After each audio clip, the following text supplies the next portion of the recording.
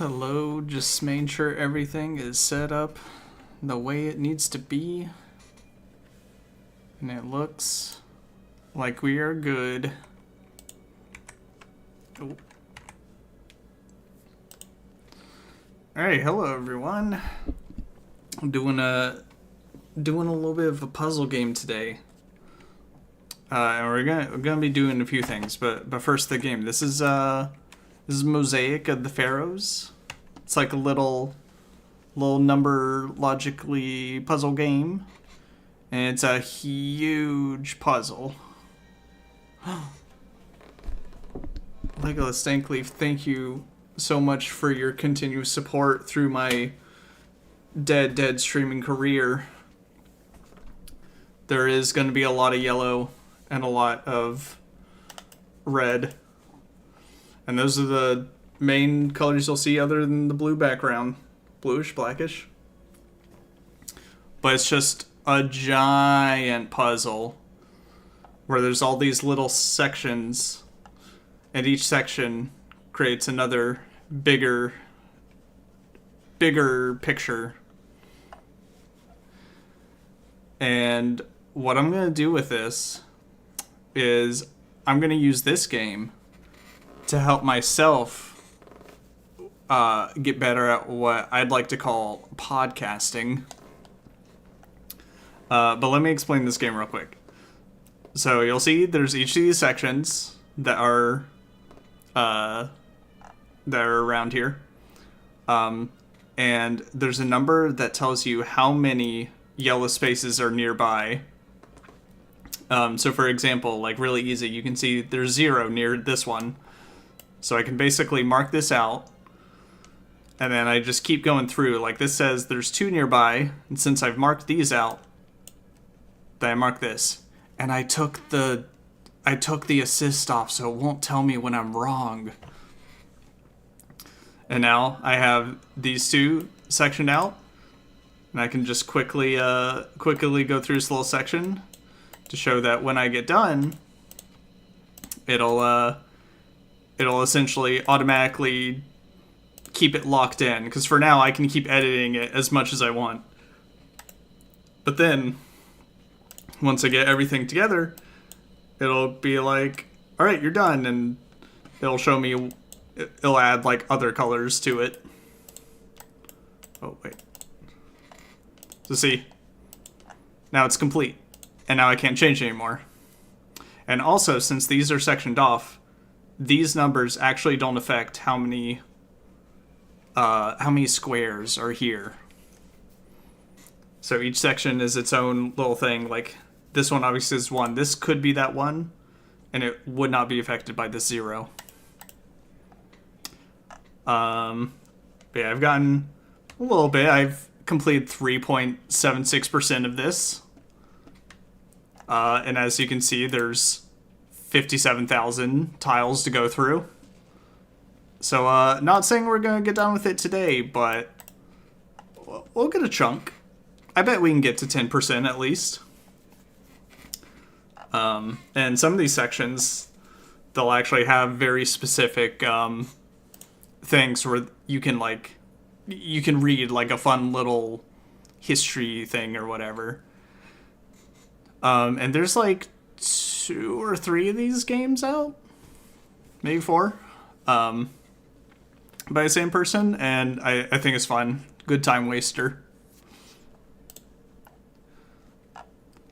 But yeah, I'll just basically pick a random spot and get at it. But basically, here, let me turn this down just a tad. Basically, what I want to do with this is I want to get better at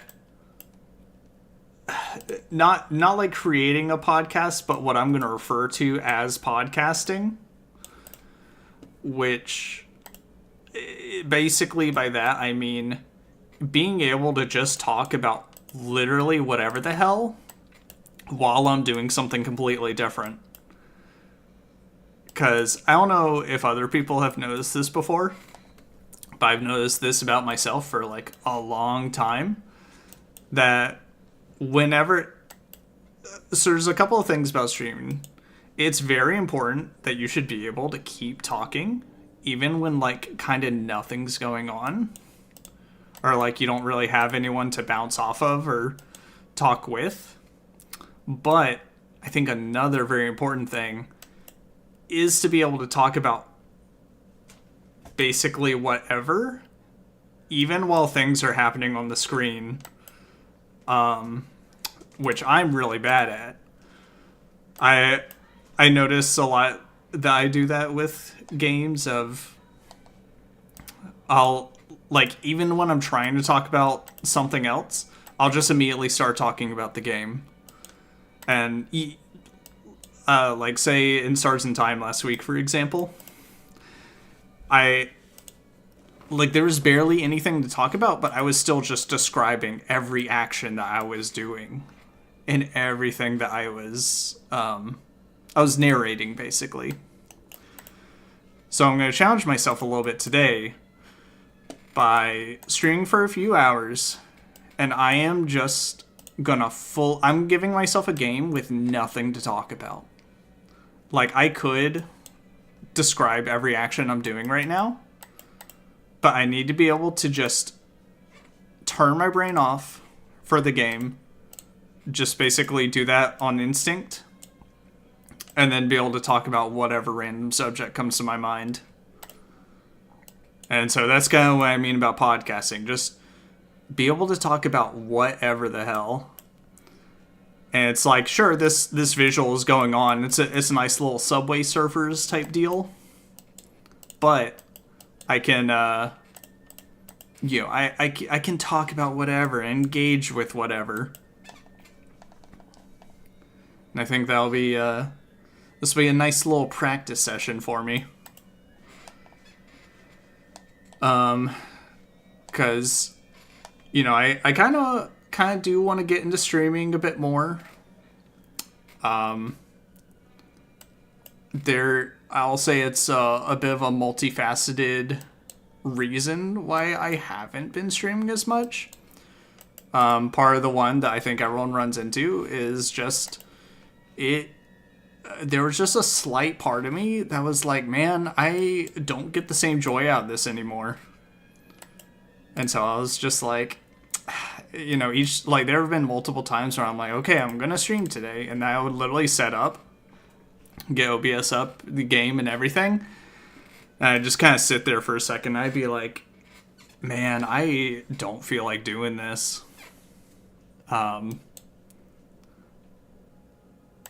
And part of that's like, I guess, a bit of an internal reason of one of the times when I stopped streaming, it was or I guess like while I was streaming at one point, I was unemployed, so like I had the time for it, But then at one point I was kind of like, man, you know what? This streaming stuff, I was like, this is taking up a lot of time. And it was like, I could really be using this time for more effective things, in my life. Maybe put that time more towards like developing skills for jobs or whatever. So it just became more and more like, it felt like a time waster to me. Of like, why am I doing this? Like, obviously this isn't like, like, this ain't gonna pay the bills,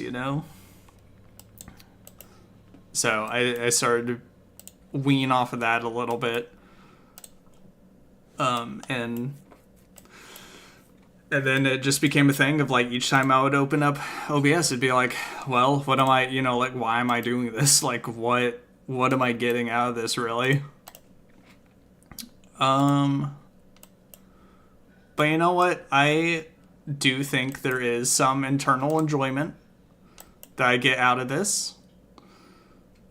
So I want to capture that again. And I'm just gonna, just kind of stream for fun. Stream wherever the hell, do whatever. If I have a fun little thing to do, like, I should just do it, right? I think another slight issue is like, really depends on the game. Because obviously I could just like stream anytime I'm playing a game. But I think there are some games that are better for streaming than others. To which I think most people can agree with. For example, I've actually gotten really into blueprints again lately. I've been going past the like normal ending of the game to try to discover some of the deeper secrets. And God, that game goes so deep. But anytime I thought about streaming it, I'm like, it's kind of a little bit like Outer Wilds in that it's only fun, I think, as a viewer if you catch the beginning. Because otherwise, it's like people might come in, and they could be like, oh, like, where are you at? Or like, what part are you at? And it's like, well, that's really hard to say on a game that's not linear. It's like, I can't really recap the dozens of hours I put into this game to explain like what I do and what I don't know. And like, God forbid in a game like that, someone decides to come in and be like, oh, well, have you done such and such? And it's like, oh, no, I didn't know that was a thing that I could do. Or like, you say like, oh, I've gotten to this part. And they're like, oh, so you've done this. And it's like, no, I didn't know that was a thing. And then it kind of just spoils a big part of this puzzle game where it's like, well, that part's ruined for me, I guess. So I decided, yeah, Blueprints isn't exactly a game I want to stream for that reason. Like, I think it'd be fun if it was a constant viewing experience. But if I just kind of throw you into it and I'm like, oh yeah, I discovered so much, then it's like, okay, well, I wasn't there for that discovery, so I don't know what all is happening. So yeah, Blueprints I won't stream, but I have been having a lot of fun with that lately.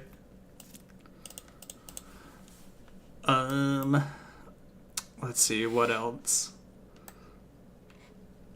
I feel like I go off of tangents, and then I forget where my original point was. But I guess for one thing, yeah, just figuring out like what to stream. This music's actually got me going crazy. Because sometimes that's an issue of like, oh, I tried to, and like, I think I failed with that earlier this week with, and Stars in Time as well. Visual novels are like very bad, in my opinion, to stream. Because it's like, if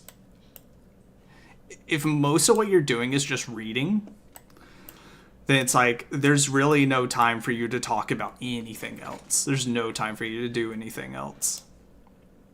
And so I didn't realize, well, I feel like I should have known, but In Stars in Time is a bit more visual novel-y than like RPG-y. In that like every action I did, a character would have something to say. And so I'd be like, okay, well, I gotta read the dialogue that the character says.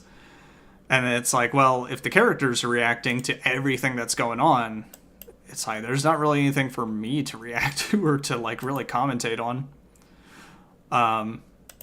But even with that, even during, like, battles and stuff, I realized, like, oh, I'm literally narrating again, like, what I'm doing in the battles. And so it was like, you know what? I really gotta work on that. I really got to try to... It's like, even when I have the opportunities in games of like, oh, you can now talk about whatever you want. Ooh. I would usually be too stuck to be like, well, I got just keep narrating, keep throwing out whatever's happening on screen, Let's see what this is. Jewelry. Jewelry in ancient Egypt was more than ornamentation. It was a source of spiritual protection and status. Egyptians wore amulets, rings, necklaces, and collars made from gold, silver, lapis lazuli, turquoise, and carnelian. Each gem and shape had symbolic meaning. Common motifs include scarabs, rebirth, ankhs, life, and eyes, protection. Real jewelry, like that found in Tutankhamun's tomb, reveals extraordinary craftsmanship, including granulation, cloisonne, and filigree. Jewelry was so essential that even the poorest Egyptians were buried with simple amulets for protection in the afterlife. And anyways, I think that's actually why, maybe I should do science streams more. Is I think I realized that's where I really excel at just talking about whatever the hell. Because with science streams, like, obviously I might be reading an article or something, but then I can actually expand on that, and I can talk about, like, oh, here's my thoughts on this section I just read, or something related. And so yeah, I think if I got better at that, I feel like things would just flow a little bit better, And it would feel a little bit better. Oh, wait, see, I messed up here. There's 4 here. I'm supposed to have 4. But I think I marked out too many over here. There we go. But yeah, that's more or less what I'm gonna do today. Okay, I need to restart this. Because obviously, even right now, there's parts where in my head I'm like, oh, what do I talk about? What do I say? And it's like, just say whatever, do whatever, take a breather, No real true pressure. It's also one of the reasons why sometimes I'm like, man, I have to like write things down. I need to write down whenever I think of a subject to talk about. Because I swear I came up with like, 10 to 15 things to talk about. And now I'm just like, I'm like, what was I was going to say again? But I'm sure I'll come across it naturally. Let's see, oh wait. Otherwise I'll just talk about whatever comes to mind first. And thinking about like, what's been going on in the past year or so. Which, God, what a year it's been. And I'm trying to hold it back, but God, I'm going to be talking about AI and current state of that stuff. I actually took an AI class like earlier this year to kind of learn a bit more about it. And a bit more of how things are run and everything, I'm just like, okay, let me see kind of what goes into this, kind of learn more about it so I can know like how this stuff is structured and everything. And let me tell you, it was about what I thought it would be. Like it did seem like anything, like it was new-ish knowledge to me. But it was like, these are structured the exact way I thought they would be. Which didn't make me feel any better about how AI is becoming more and more of a, essentially, search engine and companion and all this stuff that I feel like a computer shouldn't be a companion. There can be search engines, but I think for the way people are believing it as if it is gospel whenever they just ask a question, and it's just the equivalent of like Googling a question and then it's like, oh, I came across this random like blog post and they said this, so therefore that must be the truth. And it's like we gotta have a bit more skepticism in our searches, People are just like, but the machine said it. And I'm like, yeah, but the machine doesn't actually know what it's saying. It actually is just going off of, algorithms of the most likely thing that it should be saying. And so that's a whole nother thing. I was thinking recently about I was having a conversation with a coworker, like maybe a couple of months ago or a month ago or something, and I brought up like AI, and I was kind of informing them of like, oh yeah, here's the current state of like all that shit and how bad critical thinking is becoming in society.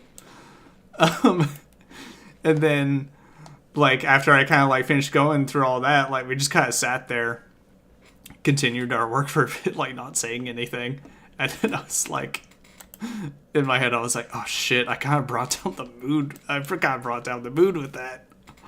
Oh, it's like I gotta think of something else to talk about. And I sat there for a few more minutes. I was like, fuck. I was like, I don't know what like good things to bring up. I was like, shit. And then I was kind of like, oh man, am I actually a miserable person? Like, do I, like, I don't think it bothers me too much, but I'm like, do I bring up too much like real shit to people? And just like bring down the mood of the reality of that stuff. And I'm like, I need to get better at not just, I guess, doing that. Because it's not like I would immediately like go into a conversation of like, here's a bunch of bad shit. But I think I would probably do it a good amount. Just because it's like, it's kind of on my mind, and I'm like, I think it's important to talk about, and I think it's important to be aware of that stuff and be in the know of that stuff. But yeah, so that's another thing. I'm just like, it was kind of like, I guess I could bring up a random YouTube video I watched or something, like, to coworkers, but it's like, we definitely have different interests, so it's just like, I don't think they would be as entertained by the silly, funny video I watched. Or like maybe the video essay that I saw. And so it just, I don't think would make for a good conversation. But this is pretty good. I don't remember if I explained it, but I just think this game is perfect for, there is nothing for me to commentate about as far as what's happening on the screen. But I am fully capable of talking about whatever, turn my brain off, and I can still just like, what is it? Like, the numbers can still function in my mind if I can keep going. Without like really having to think. I don't have to put a lot of brain power to it.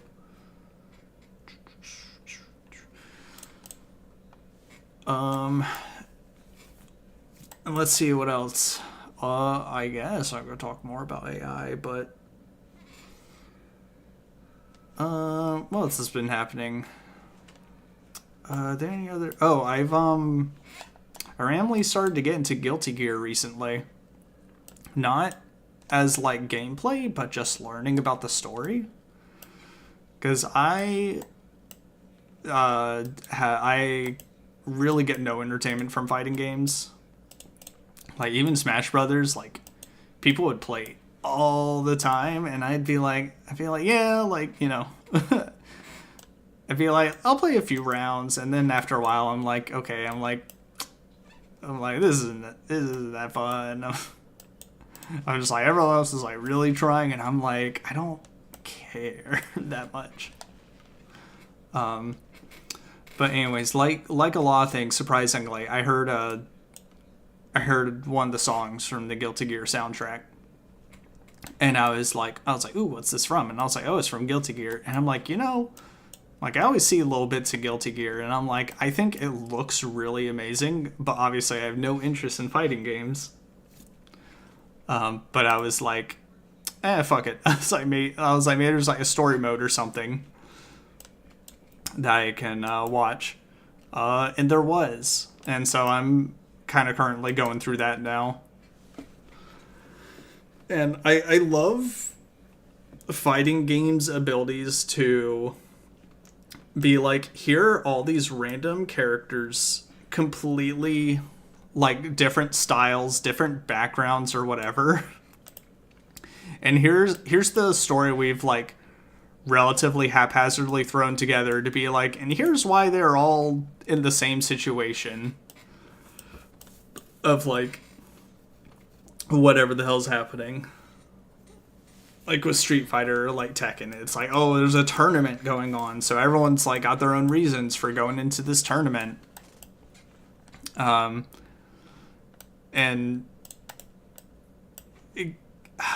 I feel like I don't have enough to really talk on this subject, but like so far in Guilty Gear, it's just the most like they're just thrown together and they're like, here's this character's background, like go nuts, I guess. And it's like, sure, like why not? What more reason do I need?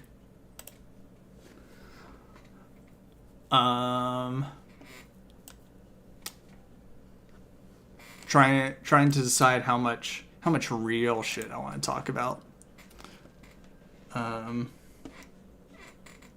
Now we'll leave that on the back burner. Well, let's see. What have I been doing? I've been also been teaching myself some additional programming stuff recently. To which that's another thing I thought about doing on stream, you know, just another idea of like, oh, I could, you know, I like that's kind of entertaining, like watching someone learning programming stuff, right? And it's like, well, I think it would be fun if I had. I think it would depend. If it was like, oh, I could like have a little project to work on or like a little problem or something. That'd be fun to watch because it's like, oh, watch it, you know, like look at this person building this thing. And you know, well, anyways, I'll move on to that in a second. But it's like, I think with the level I'm at, it would actually be so boring to watch. Because I feel like I fumble. Like, you know, I know a good amount of programming. But I guess I'm not so great with algorithms. And I think I just have to get my mind into the mindset behind that stuff. So I think it would really not be that fun to watch someone fumble about, you know. Let me check something real quick. Okay, good. So yeah, that just wouldn't be a very fun stream idea.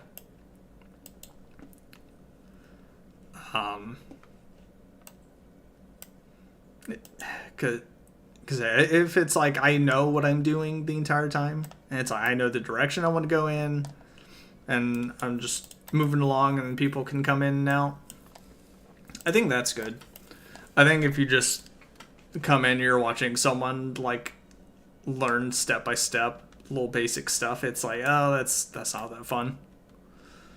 I think it can kind of be fun maybe from like maybe like learning a language be kind of fun, but I don't know.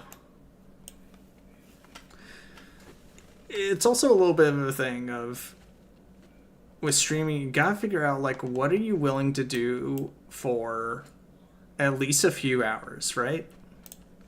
And like, granted, you could change what you're doing in the middle of the stream and go do something else, but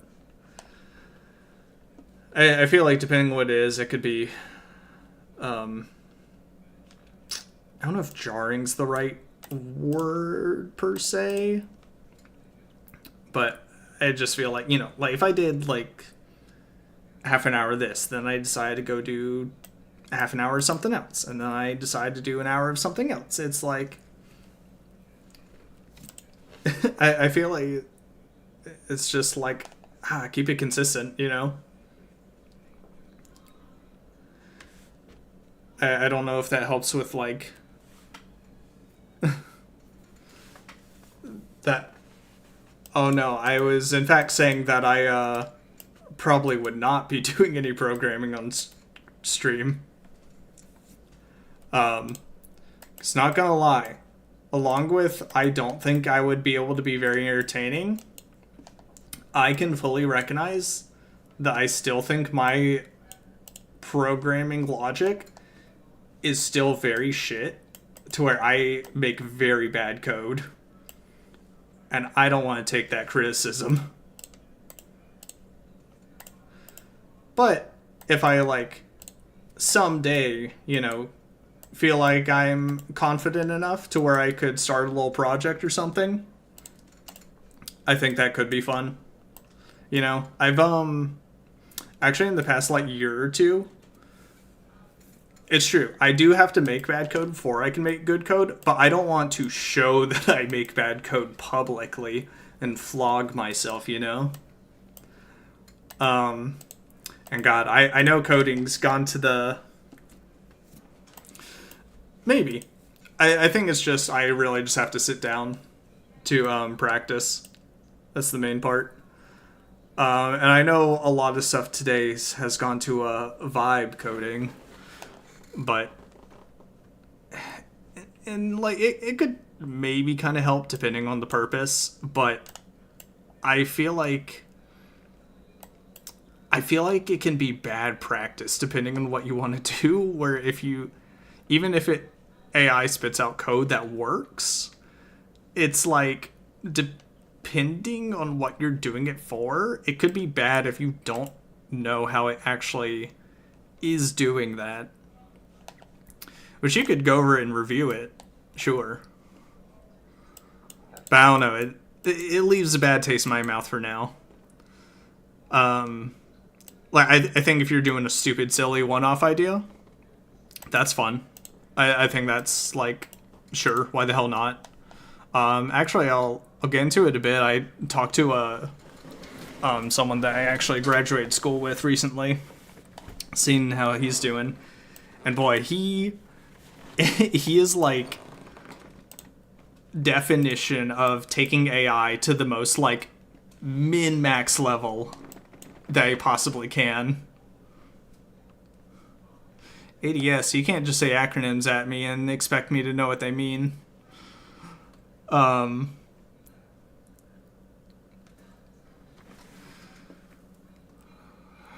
was I? But yeah, for the past, like, couple of years, I've actually been watching a lot of, ads. No, that's okay. That's why I'm also streaming on YouTube, so it's much easier to block the ads. That way you don't have to stick to Twitch. Because, yeah, blocking ads on Twitch is such a pain in the ass. Every month, it's like, oh, they updated it again. Their anti-ad block stuff. And then it's like, man, it's like, everything breaks. It's like, oh, go use this plugin. I'm like, okay. And it's like, oh, well, that plugin fucking stopped working. It's like, go use this one. And it's like, enter this custom script. And I'm like, I can't do it, man. I can't do it. I finally, like, given up. And if there's any streams that I do watch, I'm like, I'm just like, I'm going to mute this ad. I'm going to do something else, and hopefully I'll remember to go back to unmute the stream that I'm watching, Because I'm like, I can't fucking do it. This game's got a lot of numbers. There they are. But yeah, I have 55,000 tiles to go through. In fact, let's go towards the bottom a bit. I've been watching quite a few Doug streams and videos in the past year, and like he's very good with, like, his entertainment of AI and coding and everything. Like, he'll just come up with a stupid idea, and then, like, even if it's like a relatively not great idea, like, he just makes it so much fun because it's like, okay, well, let's keep going with it, see where it goes. And I feel like it can be very entertaining. So, you know, kind of like that. Like, if I could get to that point where I'm like, oh, yeah, I could, you know, I could go on a little coding thing, like, see what crazy thing I can make. That'd be fun. Or even if I was more of a mechanical engineer. Who is it? There was a person I started watching a little bit of. He just does like really crazy shit. Like I saw he put out a video of testing the theory that you can taste with your testicles, and I was like, now that's a video, dude. I was like, that's a fucking idea. And obviously he didn't show it on his stream, but dipped his balls in hot sauce, and I was like, this dude fucking gets it, man. Like, he is willing to go that extra mile for some good content. There's actually another one I remember, also testicle related, where saying that you could hear stuff with your balls. And so he made like essentially these little cups that you put your balls into and you could listen to music with. And according to him, it worked. And I was like, that's a very good, it's a very great demonstration of free will. And that truly no one can stop you from doing what you want to do. And I think that's what I gotta aspire to do. I gotta be willing to... well, I guess not. Willing's not the right word. I would love to come up with silly ideas like that. And then potentially think about ramifications if I want to go through it with said ideas. Another aspect of why I wasn't able to stream as much for the past year was the job I had was just like full-time job, and you know, like working overtime, like pretty fair amount. That it's just like, yeah, it's like streaming is not worth doing at all. When it's like I gotta get home, I gotta make dinner, blah blah. And, you know, obviously there's the weekends, but then I would be just so exhausted or be like, oh, I'd rather, you know, be doing something else with the weekend. So trying to get better at that. Gonna try to not, because, you know, sometimes it's good to just sit down and let your brain melt and whatever random stuff you do, like just playing a game or something. No need to worry about commentary. No need to worry about like people watching you.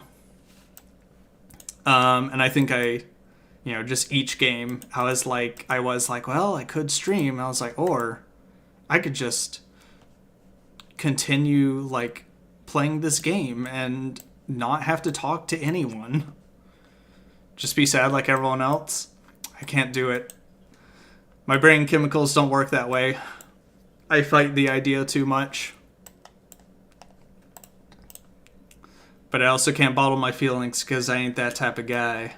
I wear my heart on my sleeve, you know? And every now and then I let a tear go. But yeah. I think that's also the exact opposite thing that I want to avoid. Is I don't want... obviously, I got a very American view. And God, things are getting bad here. But to stay above the shit, you gotta fight the shit. You know?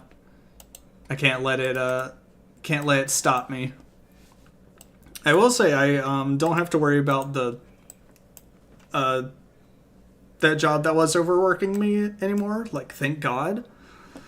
I could go I could actually go on and on this entire stream about how shit that job was. But fortunately, I don't have to deal with that anymore. So I can look forward to new, better things. Yeah,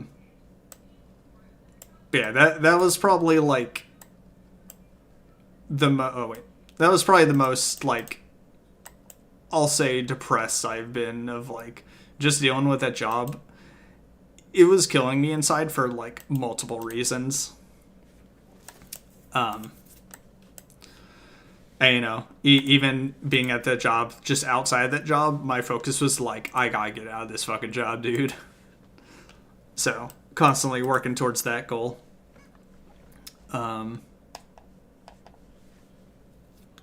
And again, with the state of America, it sounds like the whole world job market's really going down the drain. And what was it? Another announcement of tens of thousands of layoffs in different companies in the past month. Uh-oh. You know, it's kind of like, I feel, it almost feels like another 2020 of, like, remember when everyone really started streaming around that time? In fact, that's even when I started streaming, was in 2021. It feels like it's kind of going to go back to that. Here, let's move over here. It feels like it's going to go back to that point where people are just going to be like, well, I lost my job or whatever. And it's like, I can try to be an entertainer like everyone else is. And obviously, the more saturated it gets, as it already is, it'll be really, really fucking hard. But it is like, hey, if you can make it, like, then, yeah. Well, I guess it's not like, I don't think anyone has like I think even if you can get by with streaming, there is a limit that no one likes to talk about or acknowledge, and that is, like, say, your retirement and stuff, and, like, the future.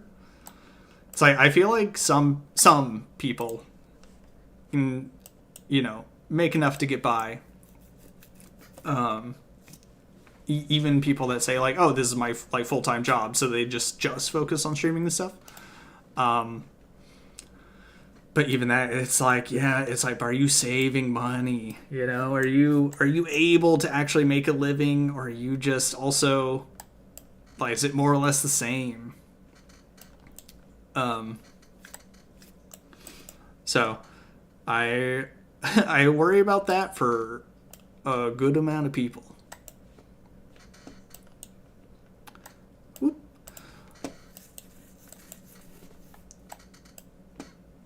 I forget where I was going with this.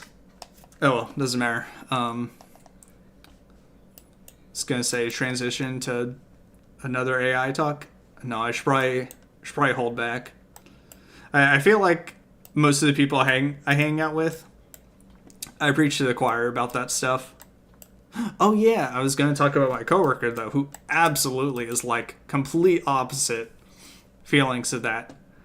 And let me tell you, if there was a way to min-max AI, this dude's got it fucking down.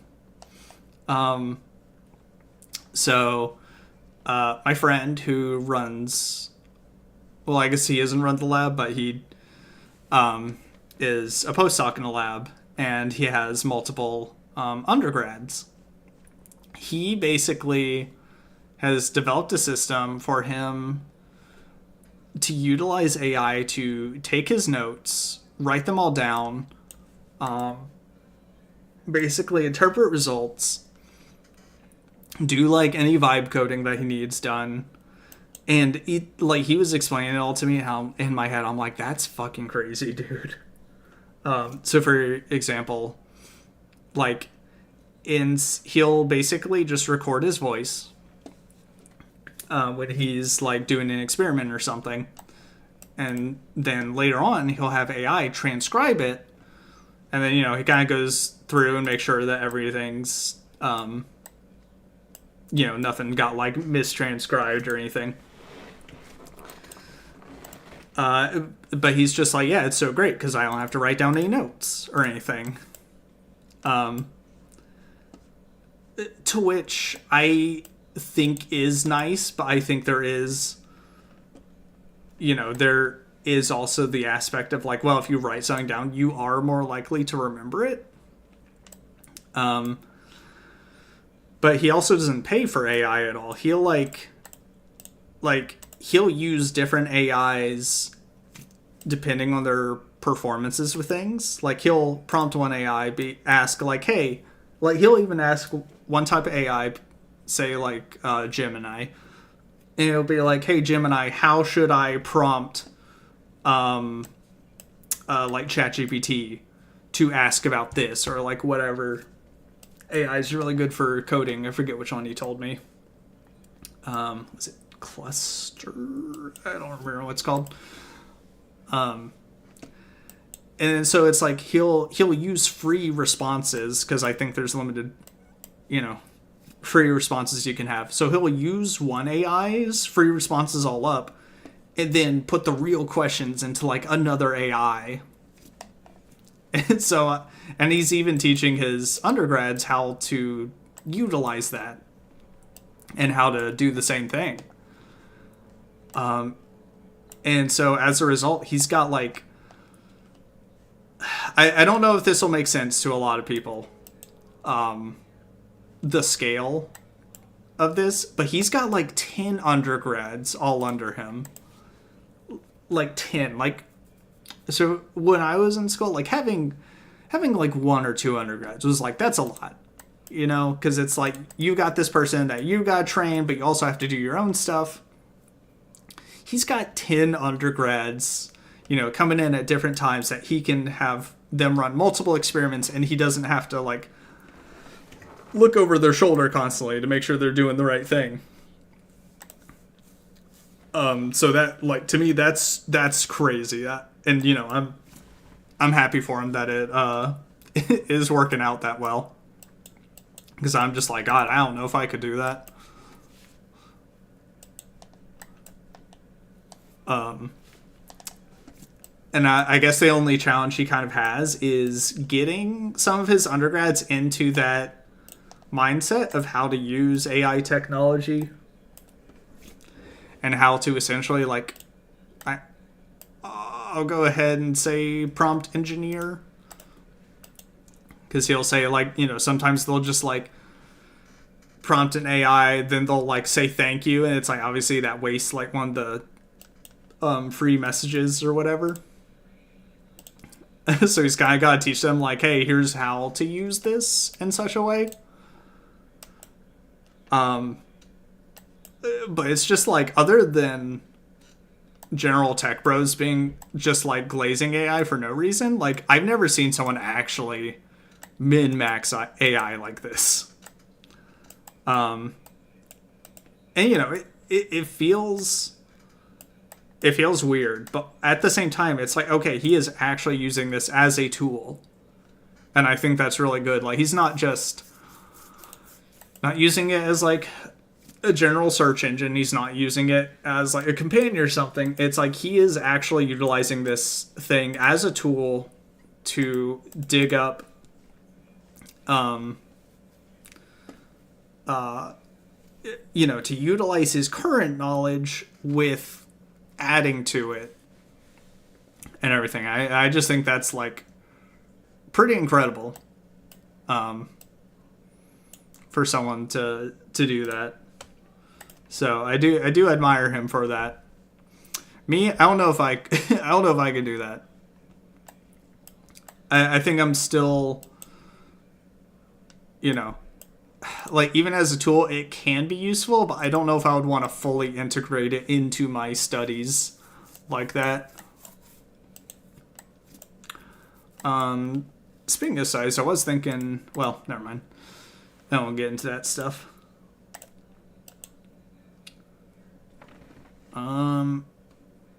But yeah, if anyone would like more science streams, like, let me know.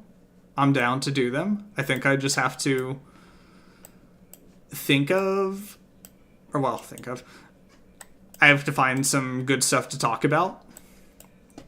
Or actually, even just thinking of a subject, I just have to think of something.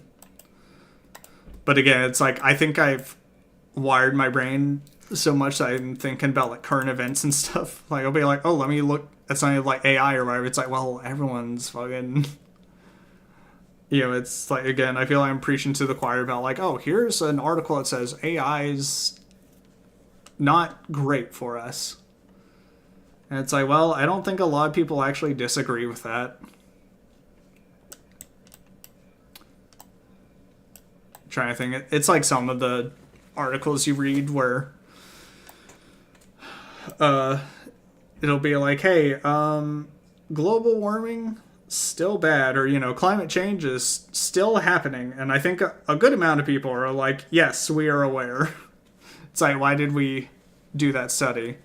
And granted, there are reasons for why I understand that. Did I go all the way? How do I do this? How do I, like, get all the way to the top? Look at that. I've already gotten to 8%. I started at, like, 3 or something. Doing good. Alright, let's do a really huge section.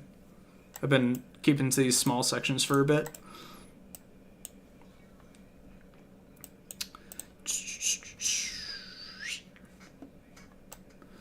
But I think this has been a good little think exercise, the right term for it. It's been a good little practice session of just like, hey, even if there's game going on, like, maybe you don't have to talk about the game that much. Maybe you can just mention everything every now and then, but don't have to keep the subject, like, locked to it.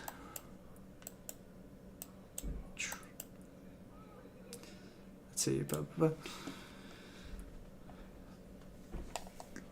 Alright, my mind blanked. I don't remember what I was about to go into. Let's see, what else has happened over the past year? God, I don't know. I feel like this year has gone by so fast, Like, we are in November, almost about to hit Christmas holidays again. Time's going by too fast, and I need it to slow down. Let's see, any good shows recently? I guess Hero Academia is coming out. I finished that when I read through the manga. I read through the manga of a lot of things because I don't like to... I feel like anime shows take a lot to get through. Oh, you know what? I don't think I've talked about it, but I read through all of One Piece. I started that in like 2015 or so. And this year, I finally got through it all. Like, I was pretty proud of myself for that. Obviously, that was, like, a lot of just, like, huge breaks of being like, I don't want to read this anymore. But getting through all that, I felt pretty proud of myself for it. And do I get anything out of it? Not necessarily. I will say, I think after spending hours putting into it, reading it, I think there are good parts to One Piece. But like a lot of things where like people might not want to put in that amount of time, I can't recommend One Piece for anyone. It's like, yes, it was entertaining to me at parts, but there are also a lot of parts where I was like, this sucks, dude. I was like, why am I doing this? It wasn't until like late One Piece where I was like, oh, I feel like we're finally getting into things that I'm like more into, or like it feels like the story's changing up a bit. So yeah, that's one of those like, hey, this is entertaining for me. I'm literally not going to recommend this to anyone.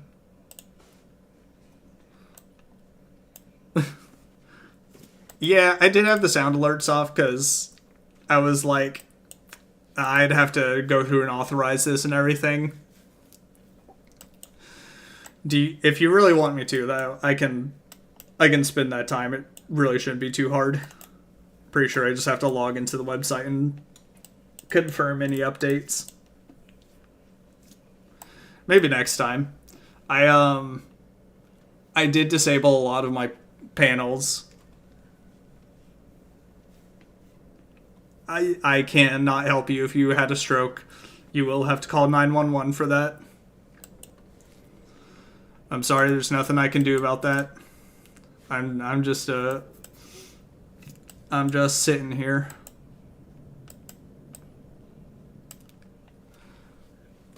Oh, nice. Oh wait, let me check something real quick. Actually, now that I think about it. Hold on.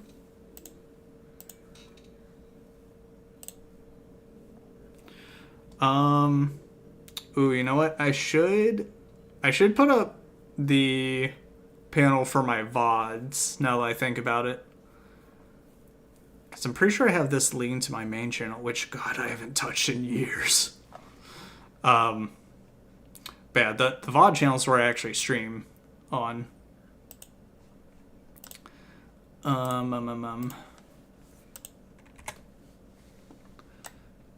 yeah, anyways, One Piece, pretty good.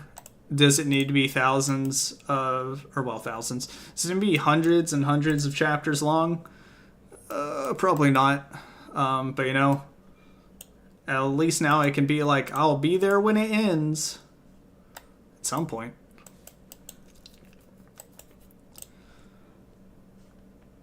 And as a result, I finally... Like, I feel like so many things, I have low goals behind it. Because I told myself before, a long time ago, I was like, you know what? I was like, I want to read One Piece, and I want to read Berserk. I was like, I'll read One Piece, then I'll read Berserk. Just because I feel like, you know, I don't want to start, like, a whole bunch of things at once. And so for literally years, I've had on the... Like, I have so many things on the back burner. That's just how my mind works. I'll start something new, but I do not forget other things that I started, you know? It's just like, oh, I want to put that on the back burner. I'll get back to it eventually. And it's like, I will keep that in my mind for months, for years of just being like, yep, someday I'll do this. Anyways, I started reading Berserk. And that's been kind of fun. Well, I have left the big section I was going after, but that's okay.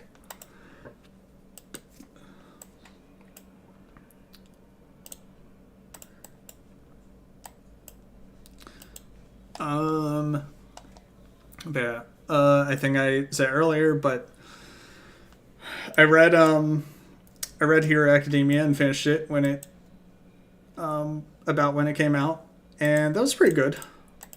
I'm now, you know, finally watching the last season, which I actually did start Hero Academia like before it even had the anime.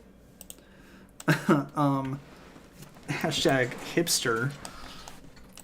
I did it first, but it's very interesting starting something like over a decade ago, or about a decade ago, and then it's like you're seeing the final conclusion of it. That always feels like a really weird, kind of nice feeling. Of it's like, wow, this thing has actually reached a conclusion, and not just sat in a hole.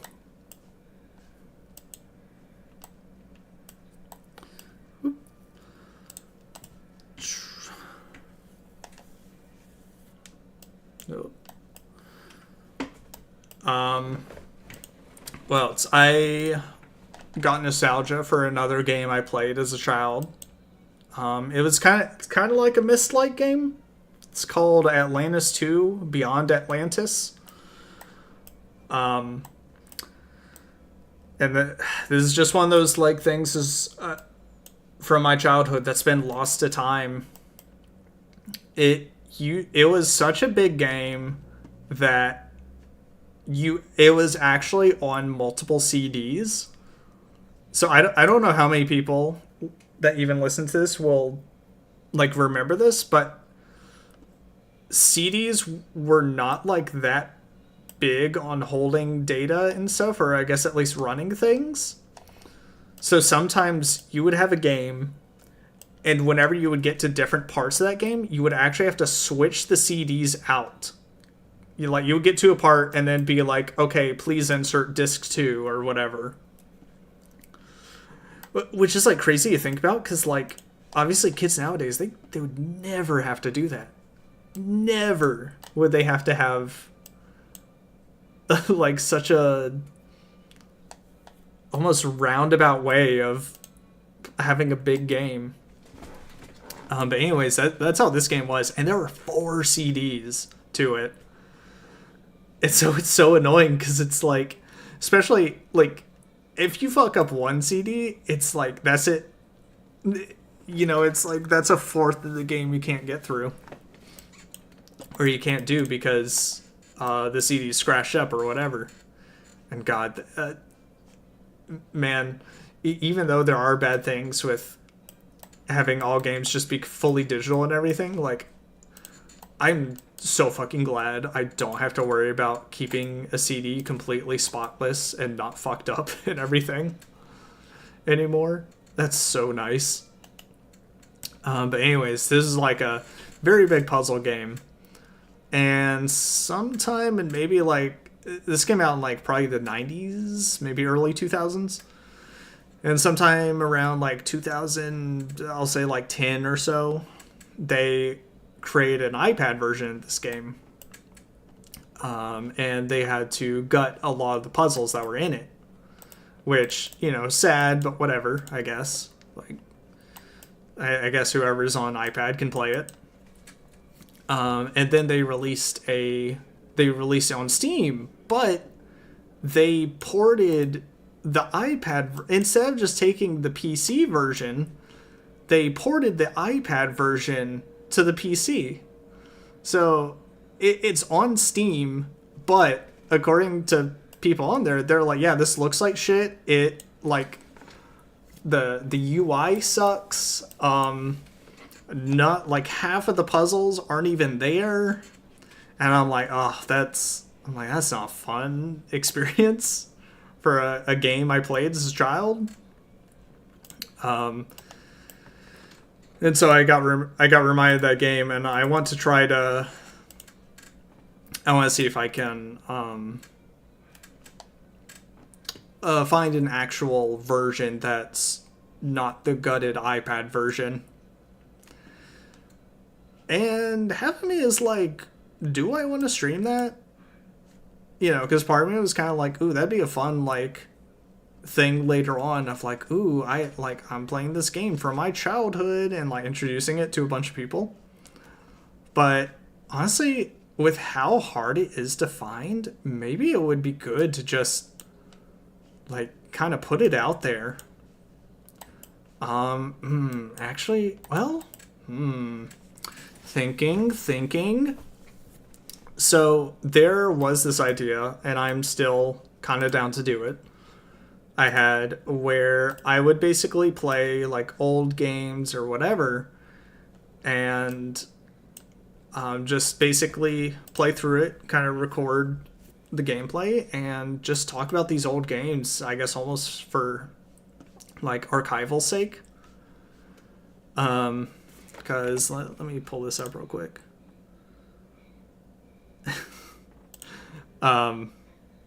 So there's this one game called Wrath of the Gods, and it's like a very old,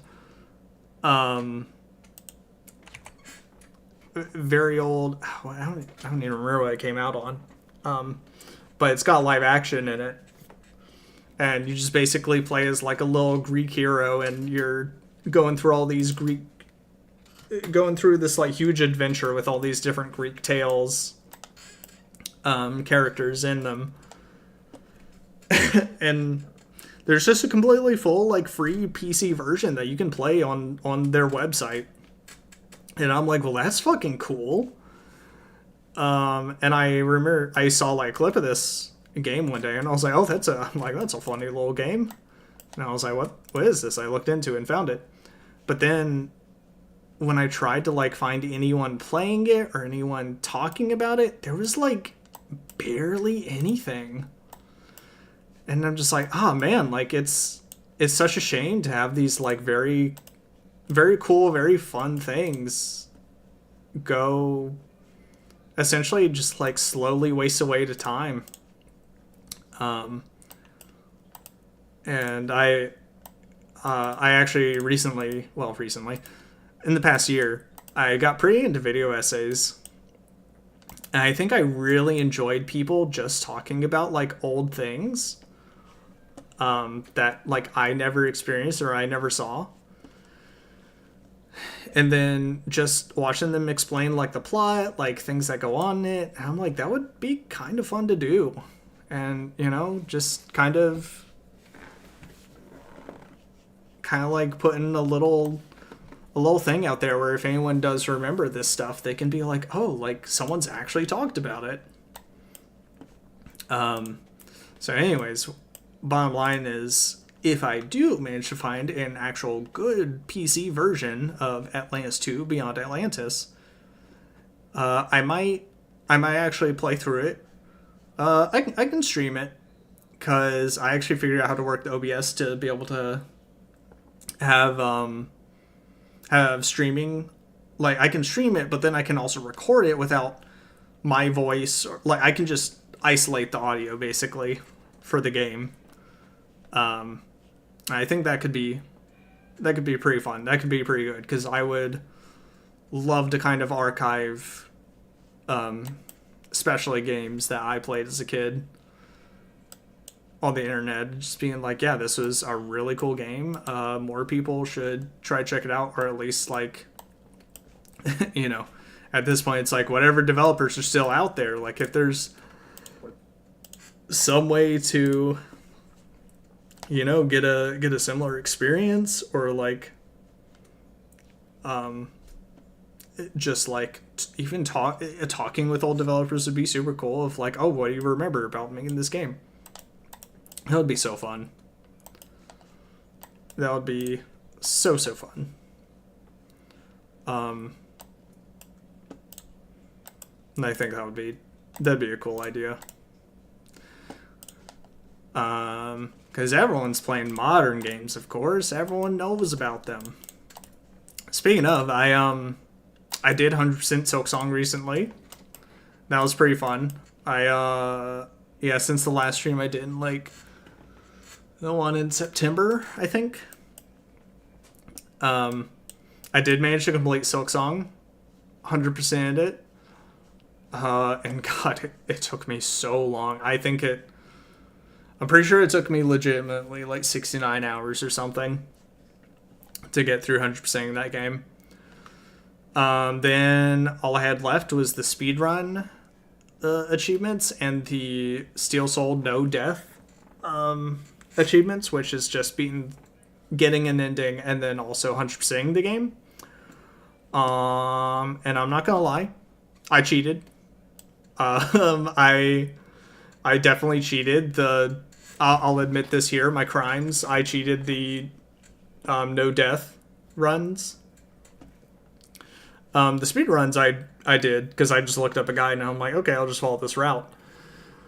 I tried to do the no death runs like legitimately, but God, it's so annoying because Silksong is legitimately such a much like harder game, or it punishes you so much more that it's like, oh, it's like, what, you're an hour or two into this run and it's like, well, you accidentally forgot to save and quit before you took your last hit against you know, like a basic common enemy, or like, oh, you forgot this thing does two masks of damage rather than one.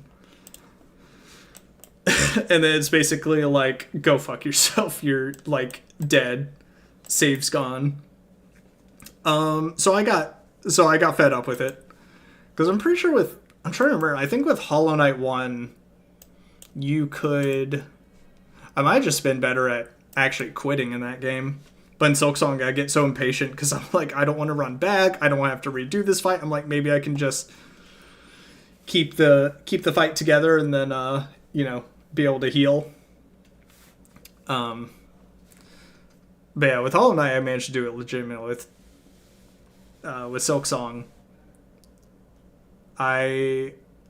let's see, because I think with Hollow Knight, I'm trying to remember if while you're dying, if you can pause and quit. Because it's basically what I would do if I was in danger in a battle. I'd be like, okay, pause, quit, go back to the bench and restart the battle. With Silksong, I think... Let's see. 1, 2. You can't pause while you're dying. So if you get hit and you start dying, you can't do anything. I tried Alt F4ing, but it's already saved. The second you die, it saves, and it's gonna, brick the save more or less. I guess it doesn't brick it, but you know what I mean. It's basically you failed, and that's it. So I found a Knight, save editor, and I would just literally be anytime I die, I'd be take the save, go in the editor, say that because there's basically 3 states you can have in the game for Steel Soul, and it's just a simple text file too, which is crazy. But basically, it can be at a 0, 1, or 2 state, maybe more, but I didn't see any others. 0 meaning this save is not a Steel Soul run, so it's just a normal run. 1, which is it is a Steel Soul run, but this person hasn't died. And then 2, which is Steel Soul run and this person has died, so then it stays locked. So basically, all I had to do was I had to go in, change the 2 to a 1, and then I could just go back to the bench where I, saved at, and then I could continue. I feel like after I finally managed to go through everything, and also I was trying to get the speedrun achievements on top of these, so I couldn't really take my time. I had to rush through things. So that was just added pressure I put on myself. And I think one day, if the guilt really was getting to me, which it's not for now, I think I could legitimately do Steel Soul and in the game, get one ending. But as far as 100%ing the game, I don't fucking think I could do it, dude. It's so fucking much. It's so much.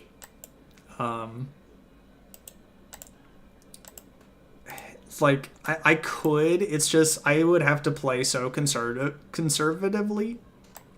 I would just if my health bar goes anywhere close to end, I have to have the patience to be nope, in this battle, restart, because even the last fight of the true final boss, it's so annoying to me. It's so hard. Because it's you might have a really great run, or you might just have a really shit run where you immediately start choking, and it's okay, well, cool. I was here for 2 seconds. Or you might even have a great run, but then you start choking, and then it's well, I just, wasted all my progress. Because now I gotta restart. So yeah, I don't think I would want to actually push myself through that.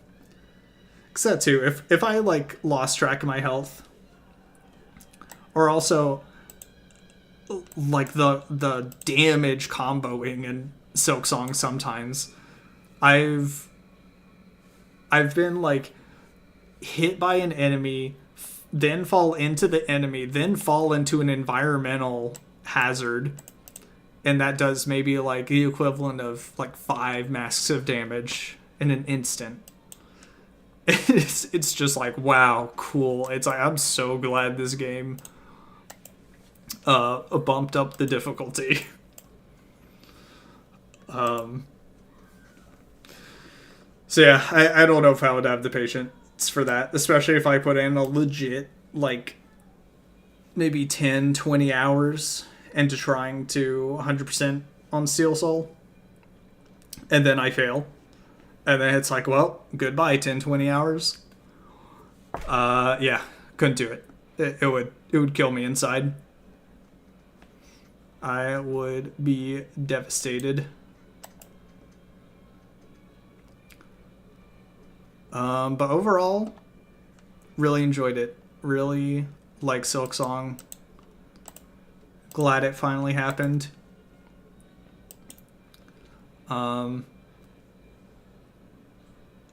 Glad it wasn't just a mass hallucination that everyone had, that Silk Song was something that would eventually exist.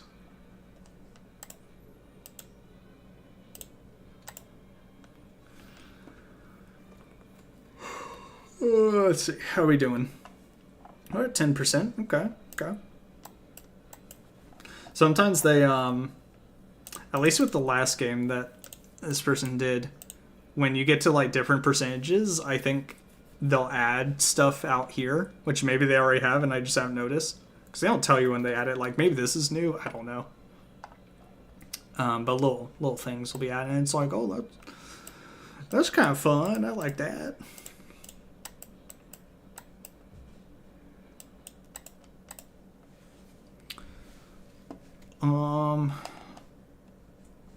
Let's see what else is going on. You know what? More like, what's going on with you guys? Leave your answers down in the comments, and maybe if I remember, I'll acknowledge it in the next stream. I'm just kidding. You don't have to dump your life story to me. Because you should dump your life story live on twitch.tv/Caprolux. But also, don't actually dump your story on me. You should keep that information private. I am not someone that needs to know everything about you.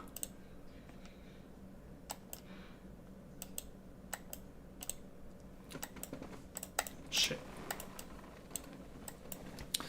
I know this type of game's probably mind-numbing to people as well, but I feel like at the same time some people would find some fun in this, of just like, kind of like stuff I was talking about earlier, of just like, oh, this person's just like making their way through this.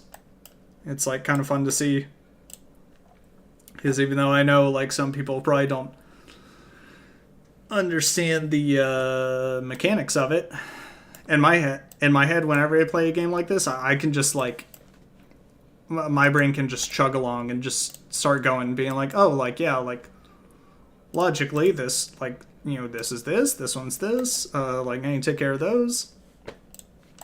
It's fun. But, God, let's see what else has happened in the past year.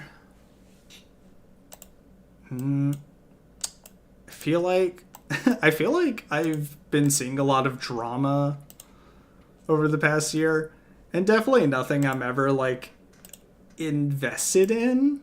Ooh, I remember something else, but it's just like, I don't know. A lot of times, whenever I'll watch, especially video essays about like drama stuff or like exposés or whatever, so many times it's like, wow, I didn't know this person existed, and that's crazy that they did that. And it's like, well, anyways, moving on with my life. Whereas, like, you know, I know some people, they get so wrapped up in it, and they will just, like, eyes glued to the screen, paying attention to it. And I find it so funny when I'm just, like, when people are just like, oh, yeah, like, I get, like, when this went down or whatever, like, it was crazy. And I'm like, I'm not on this corner of the internet. I don't know who this is. I don't know what the hell happened. But yeah, crazy they did that, I guess. I remember there's something else I wanted to talk about. There is a video on YouTube that a friend of mine recommended, and I still need to reach out to that friend and tell him I saw it. And it was and you might have also seen this, because I'm sure this seems like kind of video that got talked about a good amount, or like got spread around algorithm and stuff. I'm trying to remember if I even maybe saw it and maybe just said like, don't recommend this to me beforehand. But there was this channel where, I guess, how do I phrase this? They have videos about Joe Rogan and talking about how he's basically like this.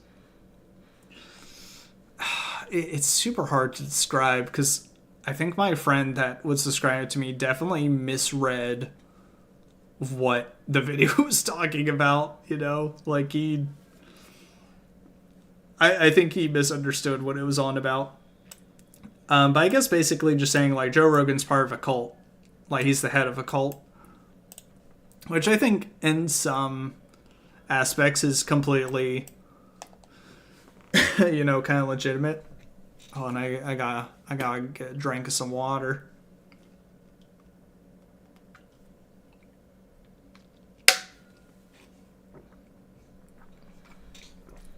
But this one in particular, also talking about like him being part of like this big comedy cult thing. And so I was like, sure, I'll watch it. Why not? And immediately within like 5 minutes of watching this, I was like, this feels odd for some reason. I looked it up, and the channel does use AI, but it was really hard to tell how much.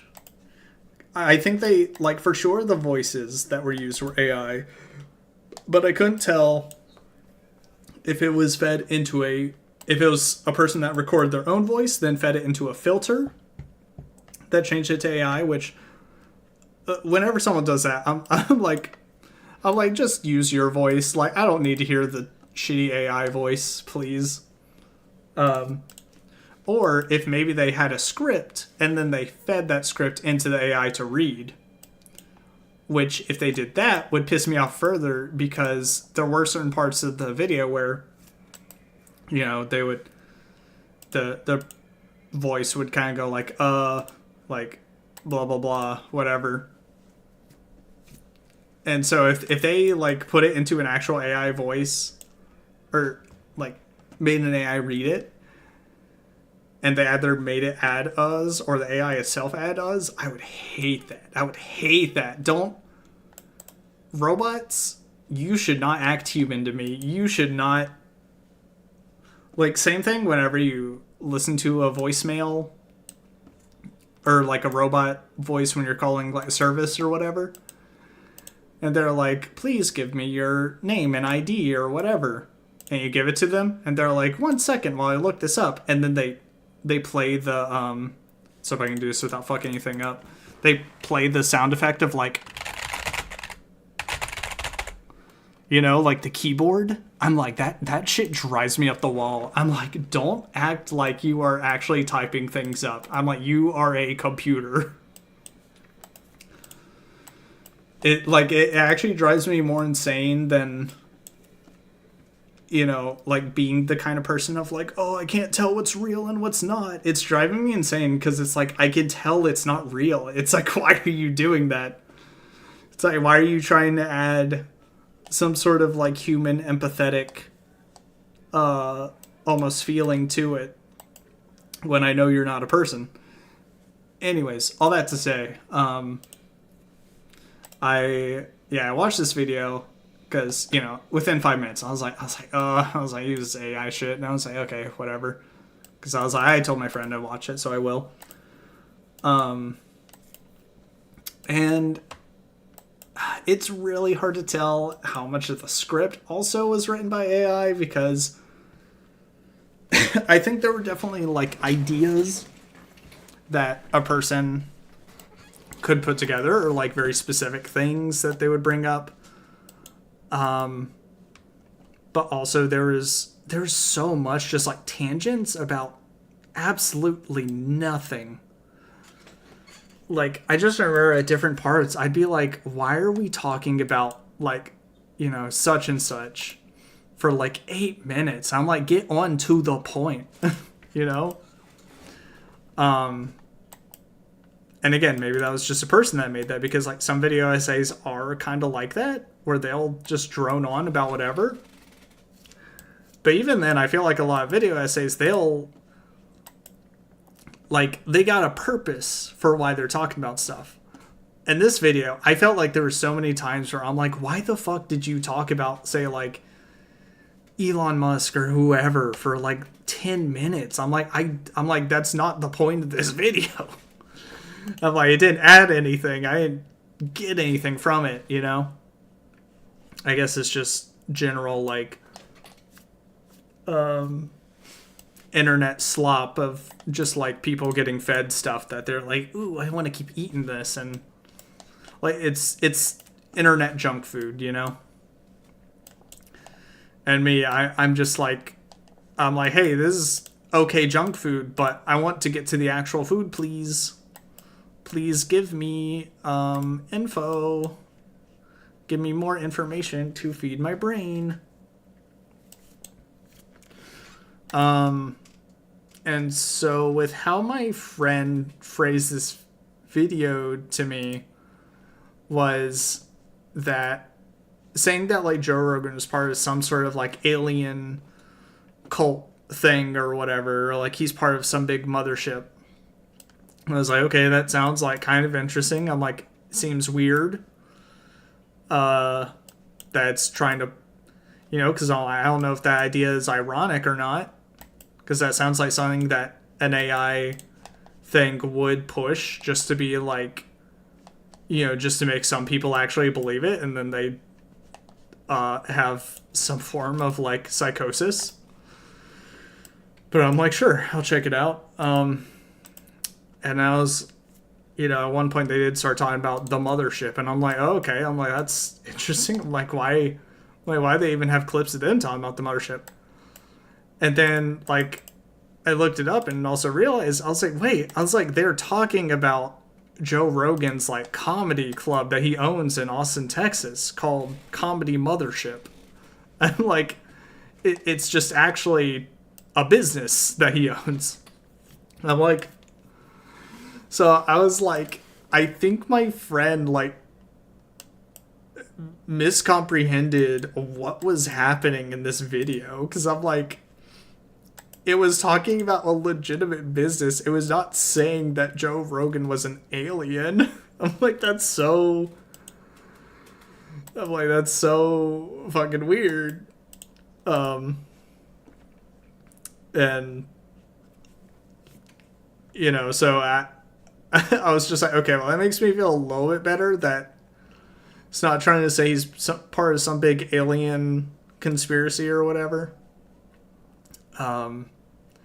And, you know, don't get me wrong, a lot of the video I, like, didn't necessarily disagree with. I'm like, yeah, it was talking about, like, just, like, comedy and stuff, and how it's like Joe Rogan killed comedy, and I was like, I don't know about that. Like, I feel like there's still plenty of comedic people, and, you know, for me, I was like, I didn't even fucking know he did comedy, like, ever. You know, so that was like a, I guess, like, new to me, but I was also like, I don't care, because I feel like, you know, I don't see him in any comedy stuff. But,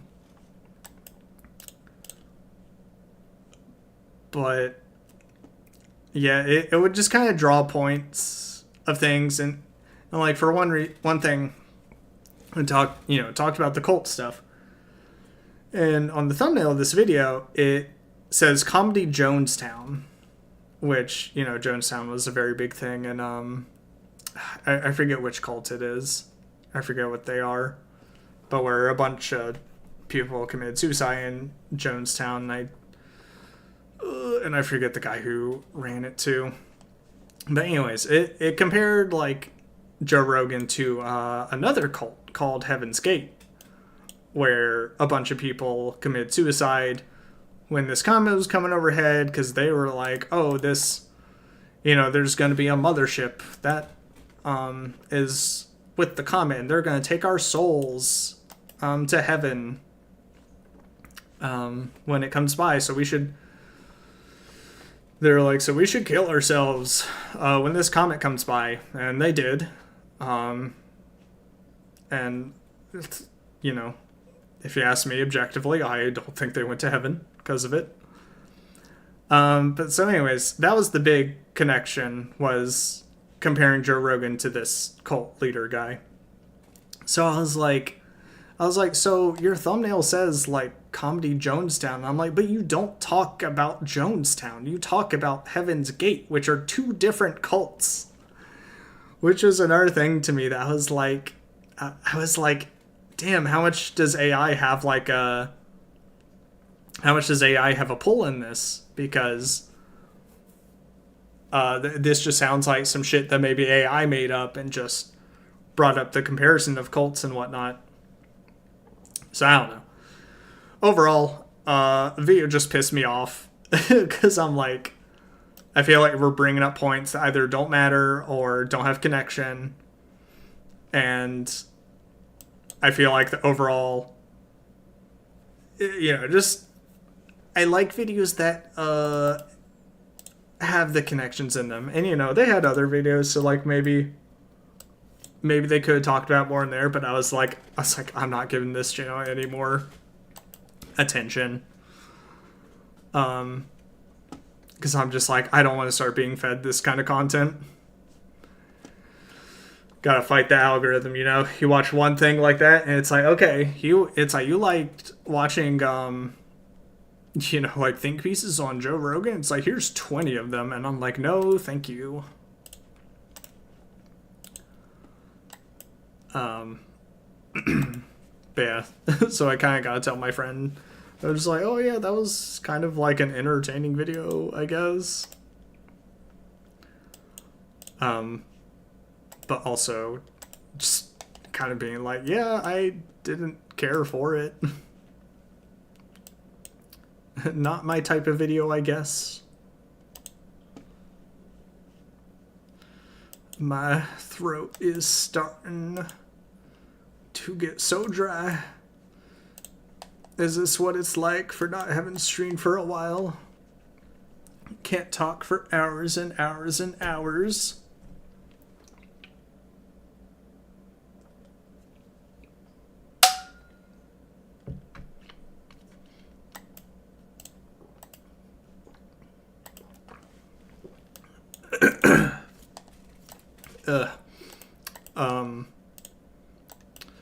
I will say I had some, I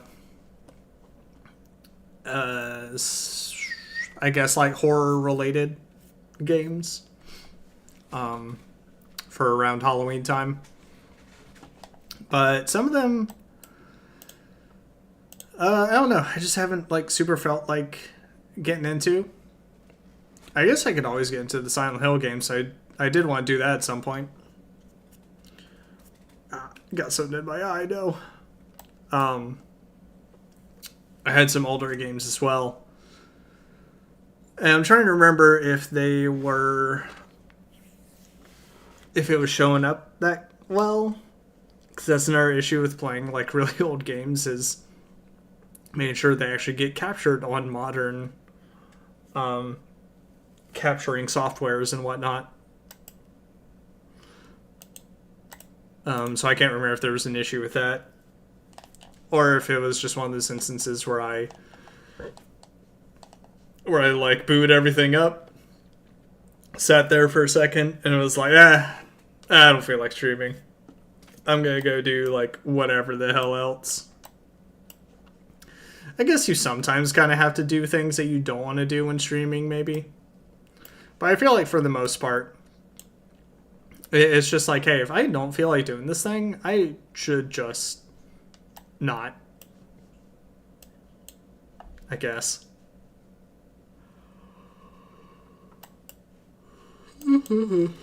Ugh.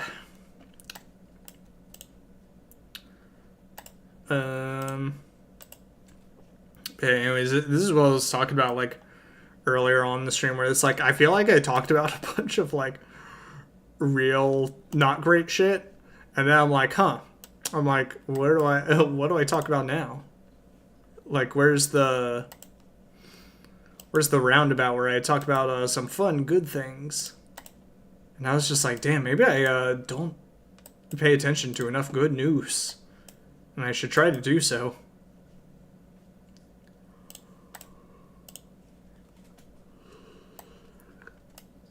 But even that, if you try to look up good news, I feel like a lot of it's just like relatively local stuff. Like, dog was rescued or something. And it's like, oh, that's nice. It's like, I like that. But also, depending on the circumstances, it might be one of those like, well, it sucks that it had to even happen in the first place, or being one of those like just like very small minuscule things compared to all the real things. And it's like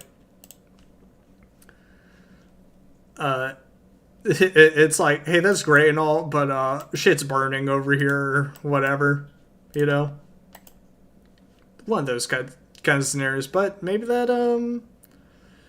just reflects on who I am as a person, how I'm thinking, you know.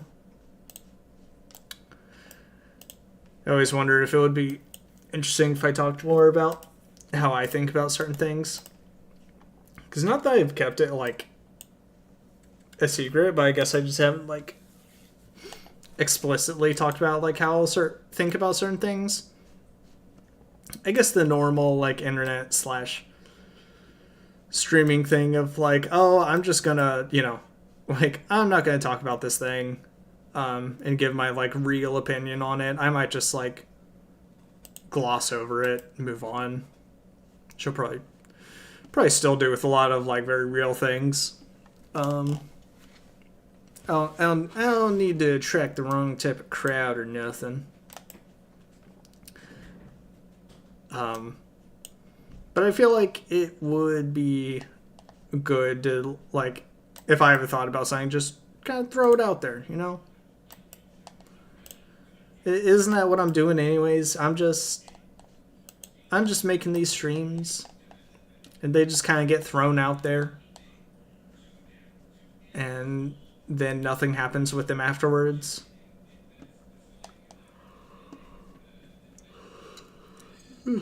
That's kind of all there is to it. You just throw your thoughts out there, as long as you aren't really saying anything that could bite you in the ass later. It's like throwing a you basically are putting a message in a bottle and you throw it out into the ocean, and then it just kind of, you know, floats, sinks to the bottom. Maybe someone will come across it and they'll be like, wow, interesting message. Sometimes maybe someone comes across it and takes a picture of it and shows everyone, and it's like, oh, a lot of people saw it. Otherwise, it's just throwing your thoughts out there. Alright, come on, mouse. Oh, there's a bunch of hairs in here. Oh no. I don't remember if I talked about this before, but I did get a second cat, and oh god. And he has been a little delight. But it is now just double the cat hair everywhere. Which I didn't have a whole lot of cat, or well, I didn't have any cats growing up. But man, I did not realize that. And it makes sense. But cats shed just as much as dogs. That is to say, they get hair everywhere. Okay, hopefully that'll fix it. It was just fugging with the lasers and stuff.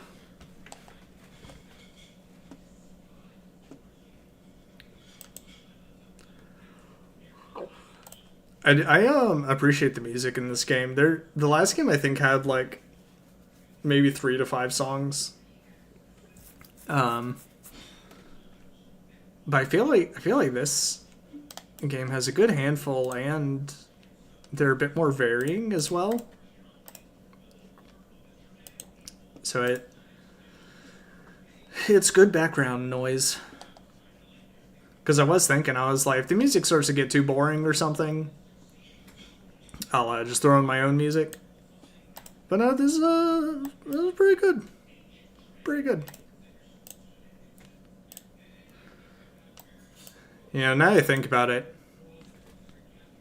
along with like little talk pieces, it's it can also be kind of annoying.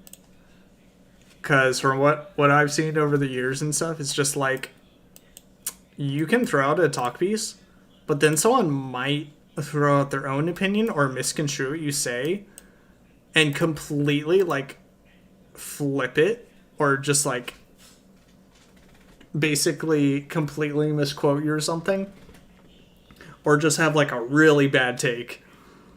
And that shit sucks. And I feel like I would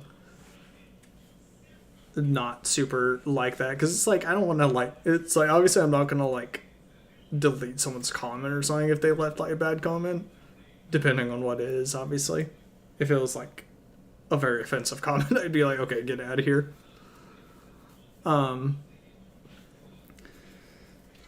You know, I don't think I would want to get a bunch of people that throw out takes where they don't really gotta, because it's the internet. Everyone's got to put their opinion out. Let's see what this one is. Westcar Papyrus. Westcar Papyrus is an extraordinary literary work from around 1650 BCE, containing a collection of magical tales allegedly told at the court of King Khufu. The stories feature priests performing miracles, like making crocodiles from wax or parting waters to retrieve jewelry. Though fictional, these tales offer insight into how ancient Egyptians viewed magic, morality, and kingship. They blend entertainment with religious themes, and scholars believe they were used to legitimize royal authority through links to the supernatural. It's one of the oldest known examples of historical fiction. Wow. Yeah, and see, even though these little pieces don't like contain like info like these do, you can kind of see in a way, like, I think these are people down here, these little shapes. But yeah, it'll create like a really big picture together. I like the last game because what I had for these was actually like old art pieces, and it would give you some old phrase that was used back in the day. So one of my favorite phrases that I learned from that game was pissing on the gallows. And apparently what that phrase means is you basically will continue to do something bad even though you know the consequences for it. And I think that's become one of my favorite phrases. Pissing on the gallows. Like, you continuously do this thing despite knowing what the punishment for it will be. Every time it starts with that noise, I keep thinking it sounds like Outer Wilds.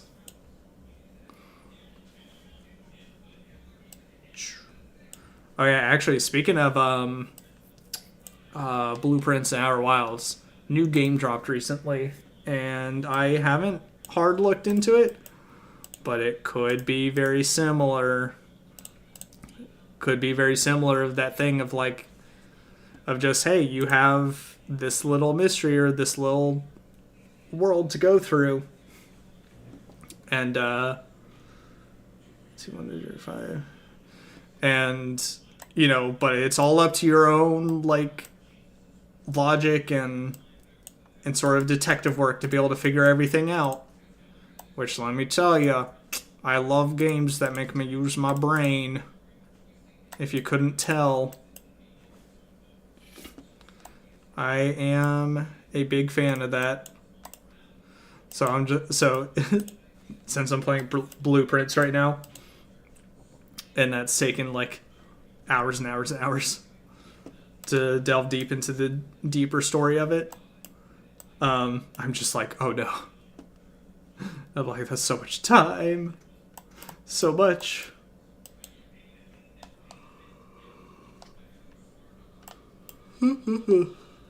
Ugh, man.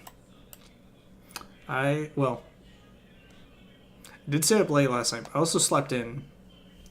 So I don't know why I'm so sleepy right now. I guess that's another thing of just playing this game a bunch, leading to me getting a little tired. But I'll keep going for a bit. I think another thing with streaming stuff, I don't think I could get as many like, well, I guess like get as many games as before. Like, you know, maybe not waste my money so quickly on a bunch of games, which is why I think it's also good to play like really old games, because then I can either find them for like super cheap, or I can just easily pirate them. And so that's kind of an easy, just like, oh, I can play an entire game and don't have to waste money on it.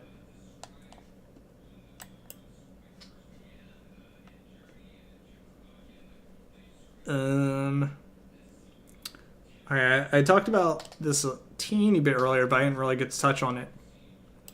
But I have gotten rid of some of the panels on my Twitch channel. Such as like suggestions and stuff. And I think that's just because I realized that with how little I stream,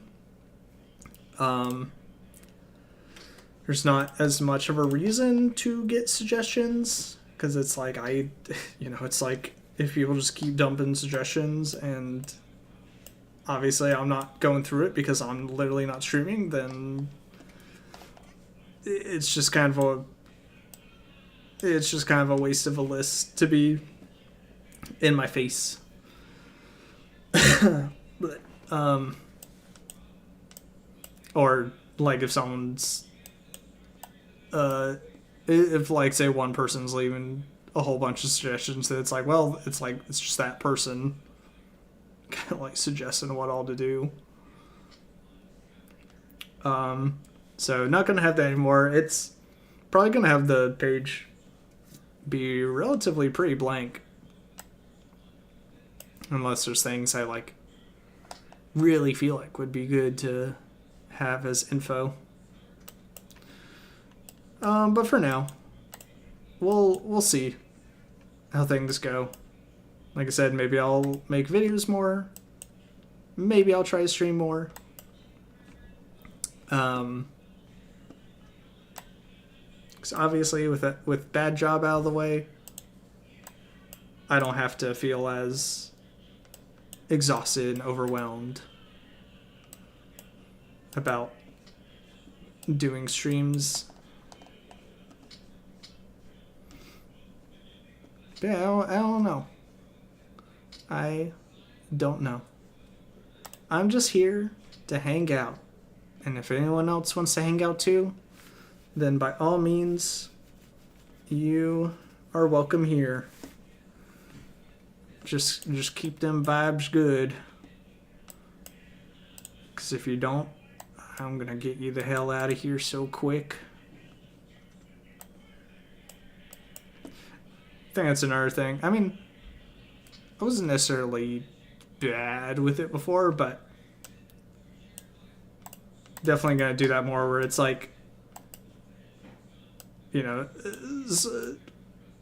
just generally speaking, sometimes like see a viewer come in and, you know, say it's like a kid and it's like they're acting like a child, obviously.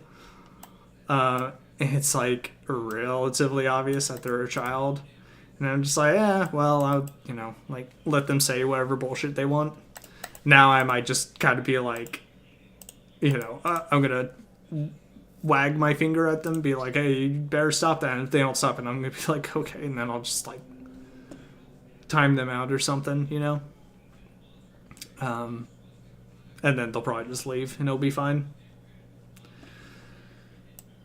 And I don't deal with social media like other people do. But I think there is like good virtue in just being like, hey, you don't have to take shit from people online, especially just random ass strangers. It's like you can very simply just there's a big block button. You just block them and you continue living your life. You know, and some people are like, oh, but then they win, and I don't want that to happen. And it's like they don't. It's like there is no winning. It's just like, you know, it's like if they think they win, like fuck it, let them think that. You know, it's like your life is better off now. Saw that a lot over the past year as well. Just so much of people's pride, like essentially getting in the way of them being able to deal with situations like what I feel like normally. You know, because a lot of times if someone was talking shit or whatever, I'm like, whatever, you know, I'll move past it. But some people are so huge on like, no, I gotta do something about this, you know, like this person slighted me like very, very slightly. It's like, so now I gotta start some shit about it. And it's like, you really don't. You know, I've seen so many people make bigger deals out of things than it needed to be. And it's like, and for what, you know? And they'll be like, oh, it's so I can, like, show that I don't let anyone mess with me. It's like, okay. It's like, and you really didn't get anything out of it. Because it's like, that person's also too much of an asshole to back down. So it's like, I don't know. It's annoying. I think there are a lot of times better ways to deal with things than people usually think. But again, that's probably just the way I think about stuff. And obviously, I'm not everyone's dad. They don't have to listen to me and do what I say. But I just feel like a lot of times it's, you know, good to let things go. Trust me when I say it makes your life feel a lot better, a lot less stressful.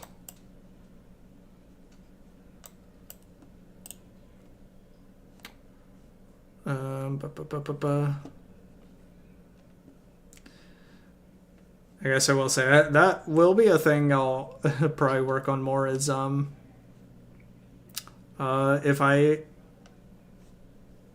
if I'm talking with someone and I disagree with them, I will probably be like, hey, I fully disagree with you, you know? So I feel like a lot of times before I would be pretty, I don't want to say subtle, but just like passive about it. But, well, I feel like I'm now saying the opposite of what I was saying like 5 minutes ago, but basically I'm just going to kind of put my foot down or be like, hey, stop talking about this, or be like, hey, I don't think that's true, like, don't mention it anymore.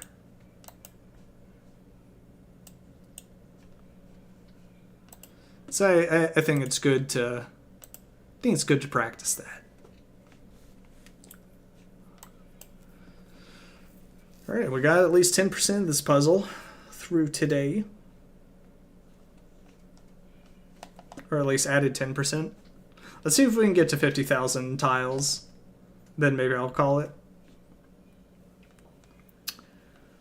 Where do I want to go?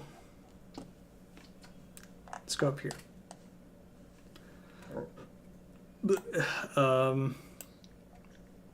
Okay, I guess Halloween did pass, and I did what I do with my wife every year. Of we have like a little horror movie, like watch-a-thon thing, or we'll each pick a few movies to watch throughout the month. Someone's car alarm is going off.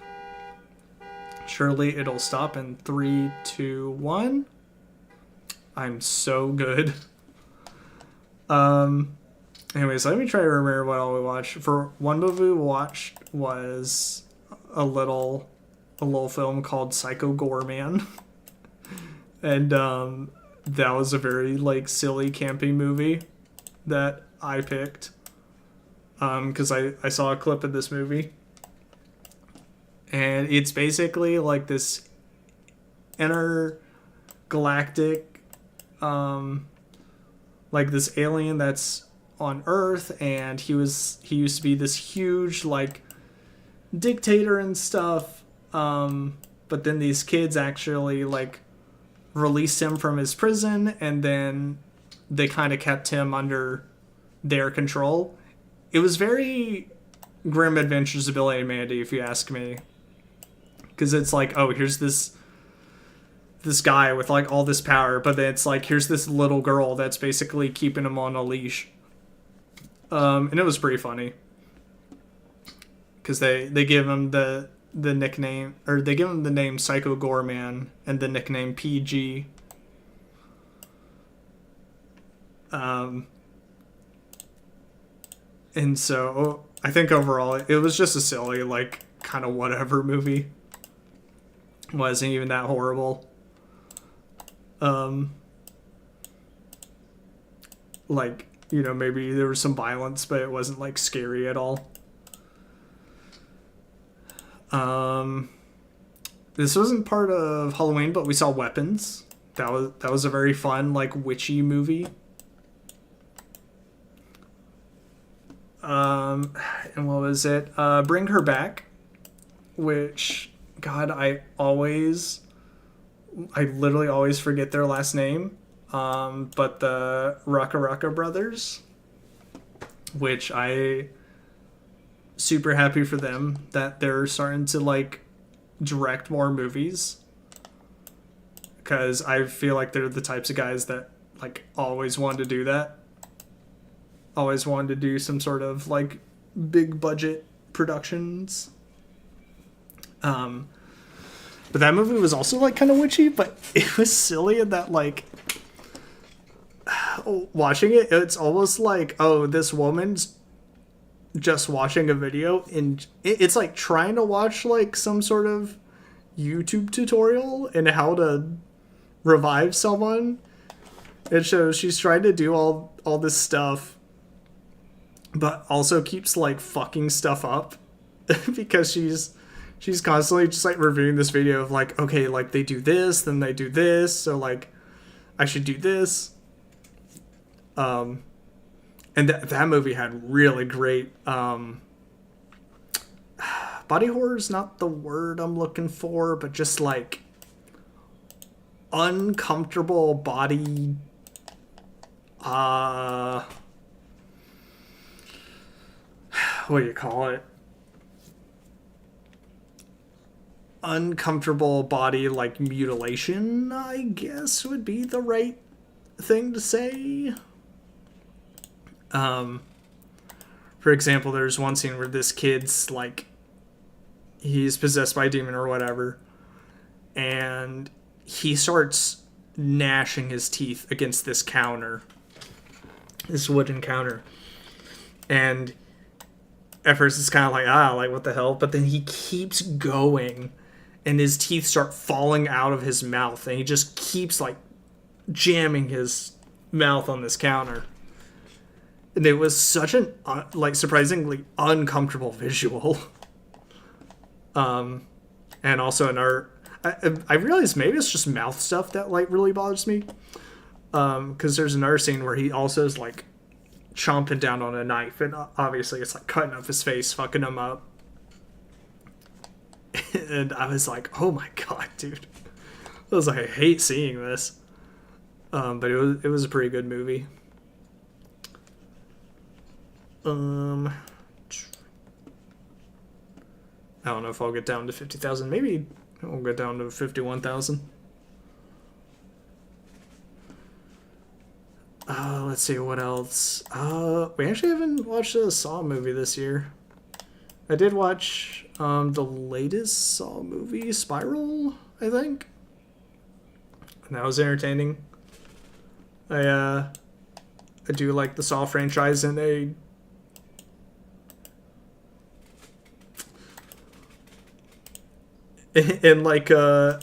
think I'm more entertained by like every movie they do something where they're like, oh, here's the big twist at the end. I think I'm always just like, okay, how are they gonna, like what big twist are gonna throw in this? Of like, there's one thing where I keep hoping it could maybe be a plot point at some point, but I don't think it would anymore. Because I guess the actor's still alive, but he's pretty old, isn't he? Yeah, Spiral is fine. It was like an interesting little. Pretty sure it was a prequel movie. And like most of the Saw movies, it was just like, man, you were kind of unfair to some of those people, maybe. But let's see, what was the other one? Was it Jigsaw? It was either Jigsaw or it was Saw. Or no, wait. No, it wasn't. God, I don't know. Whatever the latest Saw movie was. Anyways, one of them. Oh God, oh yeah, one of them. So there were. It was one of the ones after Kramer was dead, obviously, and there were all these Saw murders going on. They're like, what the hell? Like, Kramer's been dead for years. Like, why is this happening? And I was hoping so much that I was guessing it, because they even like dug up the body, and they're like, I don't remember if they found DNA evidence at all, but I remember they dug up the body and they're like, yeah, he's fucking dead. Like, here's his corpse. How is this happening? And I was so hoping, I was like, what if like this person actually has the same DNA? Because actually John Kramer had a twin. And, I was just hoping they would like do that, and then it's like, oh, they can technically like bring back Jigsaw without having to like resurrect Kramer in some way, or John Kramer. I figured that would be like such a fun, stupid thing to do. Let's see. But obviously it wasn't that. It was just like, oh, this guy actually was like John's assistant years ago, and he actually helped him put together like some of the first traps and whatnot. And I was like, oh, that's fine, I was like, that's cool and all, but I was really hoping for some sort of weird familial relationship of being like, guess what, it runs in the family. Of them doing these crazy fucking Saw traps. I don't know, I keep waiting for that. For them to, I don't know, either pull like, oh, it's the son of John Kramer, or like it's John Kramer's cousin. I think that'd be fun.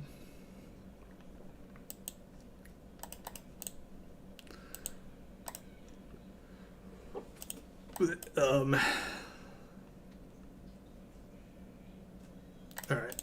We are nearing the end. But yeah, maybe next time, just to push it along, because I feel like I have paused a little bit in some of the old games I've been playing. Maybe I will show you Wrath of the Gods, and that'll get me a good like several hours of footage for it. So that I can get a little bit closer to perhaps making a video on it. Because honestly, the more I was talking about it, it just kind of reminded me of like, oh yeah, that'd be so good. Like, not only just like to make a little review or just talk about an old game or something, but like I think it's good for archival's sake, and People can look at it and, I guess it's almost like how Angry Video Game Nerd is now. Well, I say that, but because obviously he just does like old games in general, and like sometimes they're popular, sometimes not. But I feel like those types of things is what I like. Is like when you do find like that little, like you dig through a bunch of trash and it's like, oh, there's this actually little nugget of gold that like everyone forgot about, or like a majority of people don't really know about. And it's fun to keep that idea alive. Okay, we're starting to get into slight parts of this game where it's like, oh man, I don't know where to go in this section. That's okay, because there's thousands, there's tons of other sections to go through. And you can just keep going through those forever.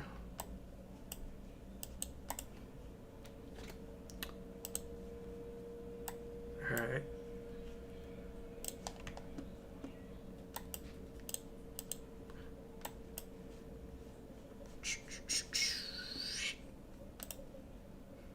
But yeah. I would I would kind of say like, hey, leave your suggestions for old games for me to go through or whatever. But I think I should actually do my own to make sure I actually will go through it first before I start asking people for suggestions, So I would hate if someone that, had a suggestion and it's just like, yeah, I don't get to it for a real long time because I already had my own ideas. Or like I immediately start doing an idea and I'm like, oh, this isn't that good actually. Actually, you know what? That's another very interesting thing that I found during streaming is, not to sound like too bad, but it's like people will think they understand your taste in things. And so people will like suggest things to you, like from video games to music to movies, whatever. And, it's obviously they really like this thing, so they want, they want other people to watch it or to experience it. And then, they'll be like, oh yeah, like I totally think like you'll like it or whatever. It's kind of like okay. And then, yeah, you like look at it or go through it, and it's just like, yeah, I didn't care for it. It's like, but I don't want to, it's I don't want to be outright rude to be like, hey, I thought it was shit actually.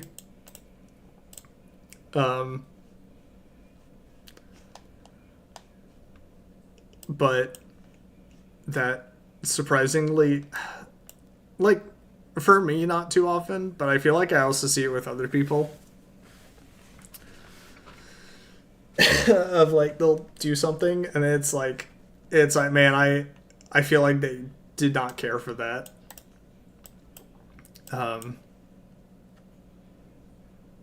But it's just very interesting where people will, in their own heads, like they are so sure, they're like, ah, yes, this'll like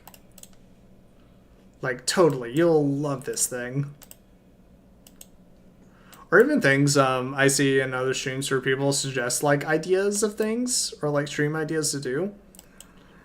And certain things I'm like, hey, that's funny, like conceptually or something, but then it's like, but then if you imagine this going out for like hours at a time, it's like, it's not that good. Or, it stops being funny after like 10 minutes. And so I think that's also an interesting like balance to keep of things. I mean, you just gotta you know, with certain things you gotta conceptualize, like, okay, is this good past the first, like, maybe 3 times I do something or whatever? It's like, if so, like, hey, maybe keep going with it.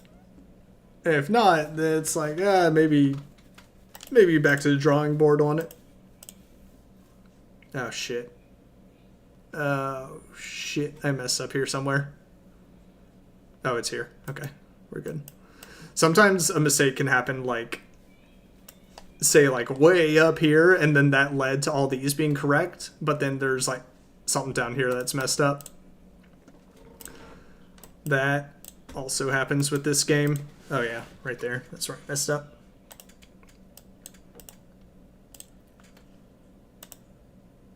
Alright, got 121 more tiles to go through. Didn't I start at like 57,000 though? I figured I'd get to 50,000 pretty quickly, but I guess not.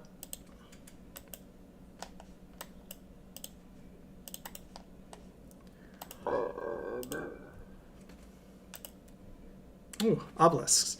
Obelisks were towering stone monuments carved from a single block of granite, often quarried in Aswan and transported hundreds of kilometers to temple complexes like Karnak or Heliopolis. Their tapered shape symbolized a sunbeam, and they were typically erected in pairs to honor the sun god Ra. Each side was inscribed with hieroglyphic texts glorifying the pharaoh's achievements and divine right to rule. The Romans were so fascinated by obelisks that they transported several to Rome, where they still stand today. The largest known ancient obelisk, the unfinished obelisk of Aswan, remains partially carved in its quarry. Had it been completed, it would have stood over 40 meters tall. Neat.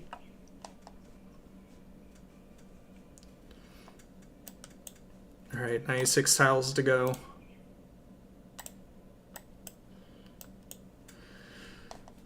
Yeah, I don't know. Maybe if I feel like I need more practice on just spouting off random topics, maybe I'll jump back into this game.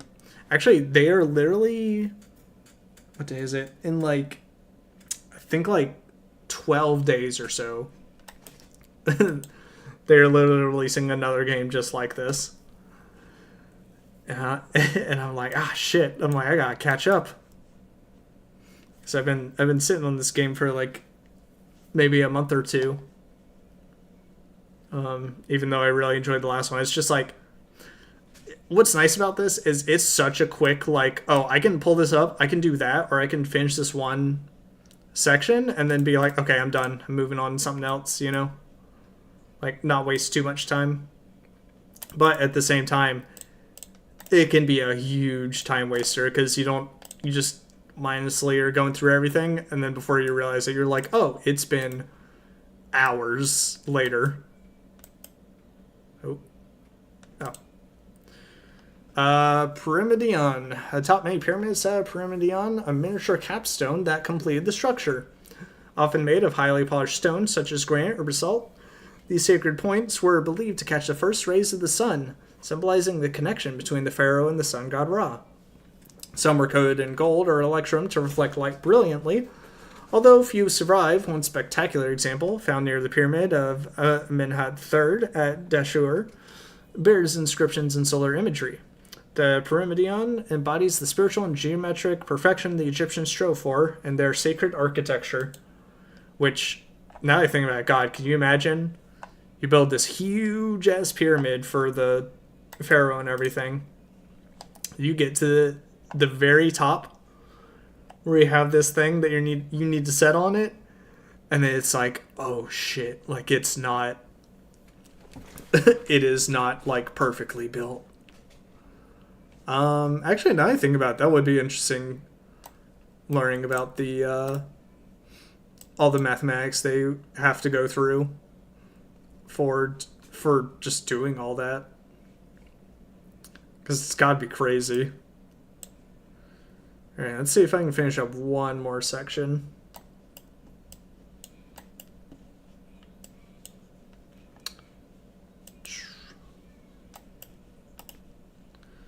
But this is a good little chat sesh.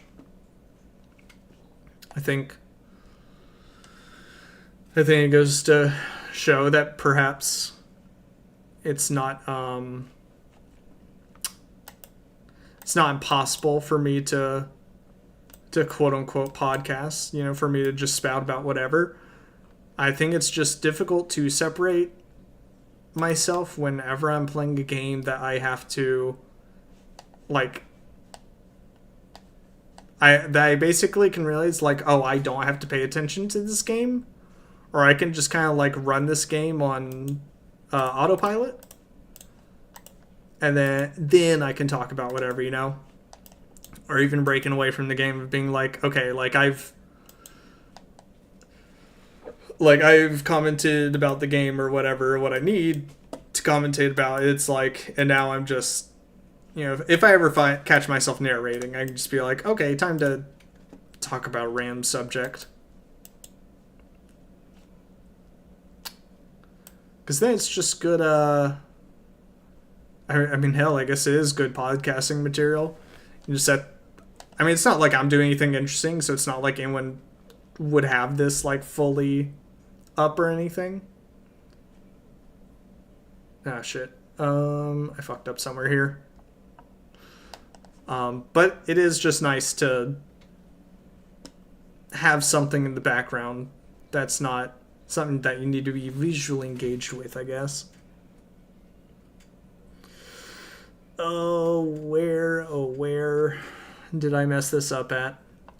So here's the nice thing. If I get to a section like this where I'm like kind of at the end and I'm like, oh shit, I don't know what I did, I can literally go here, turn the error warnings back on.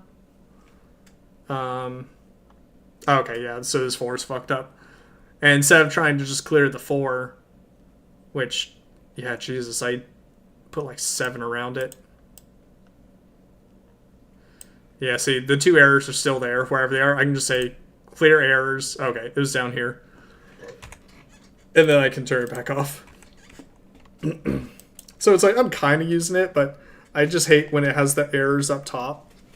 Like, if it is something I can easily fix, then, yeah, I just want to be able to fix that.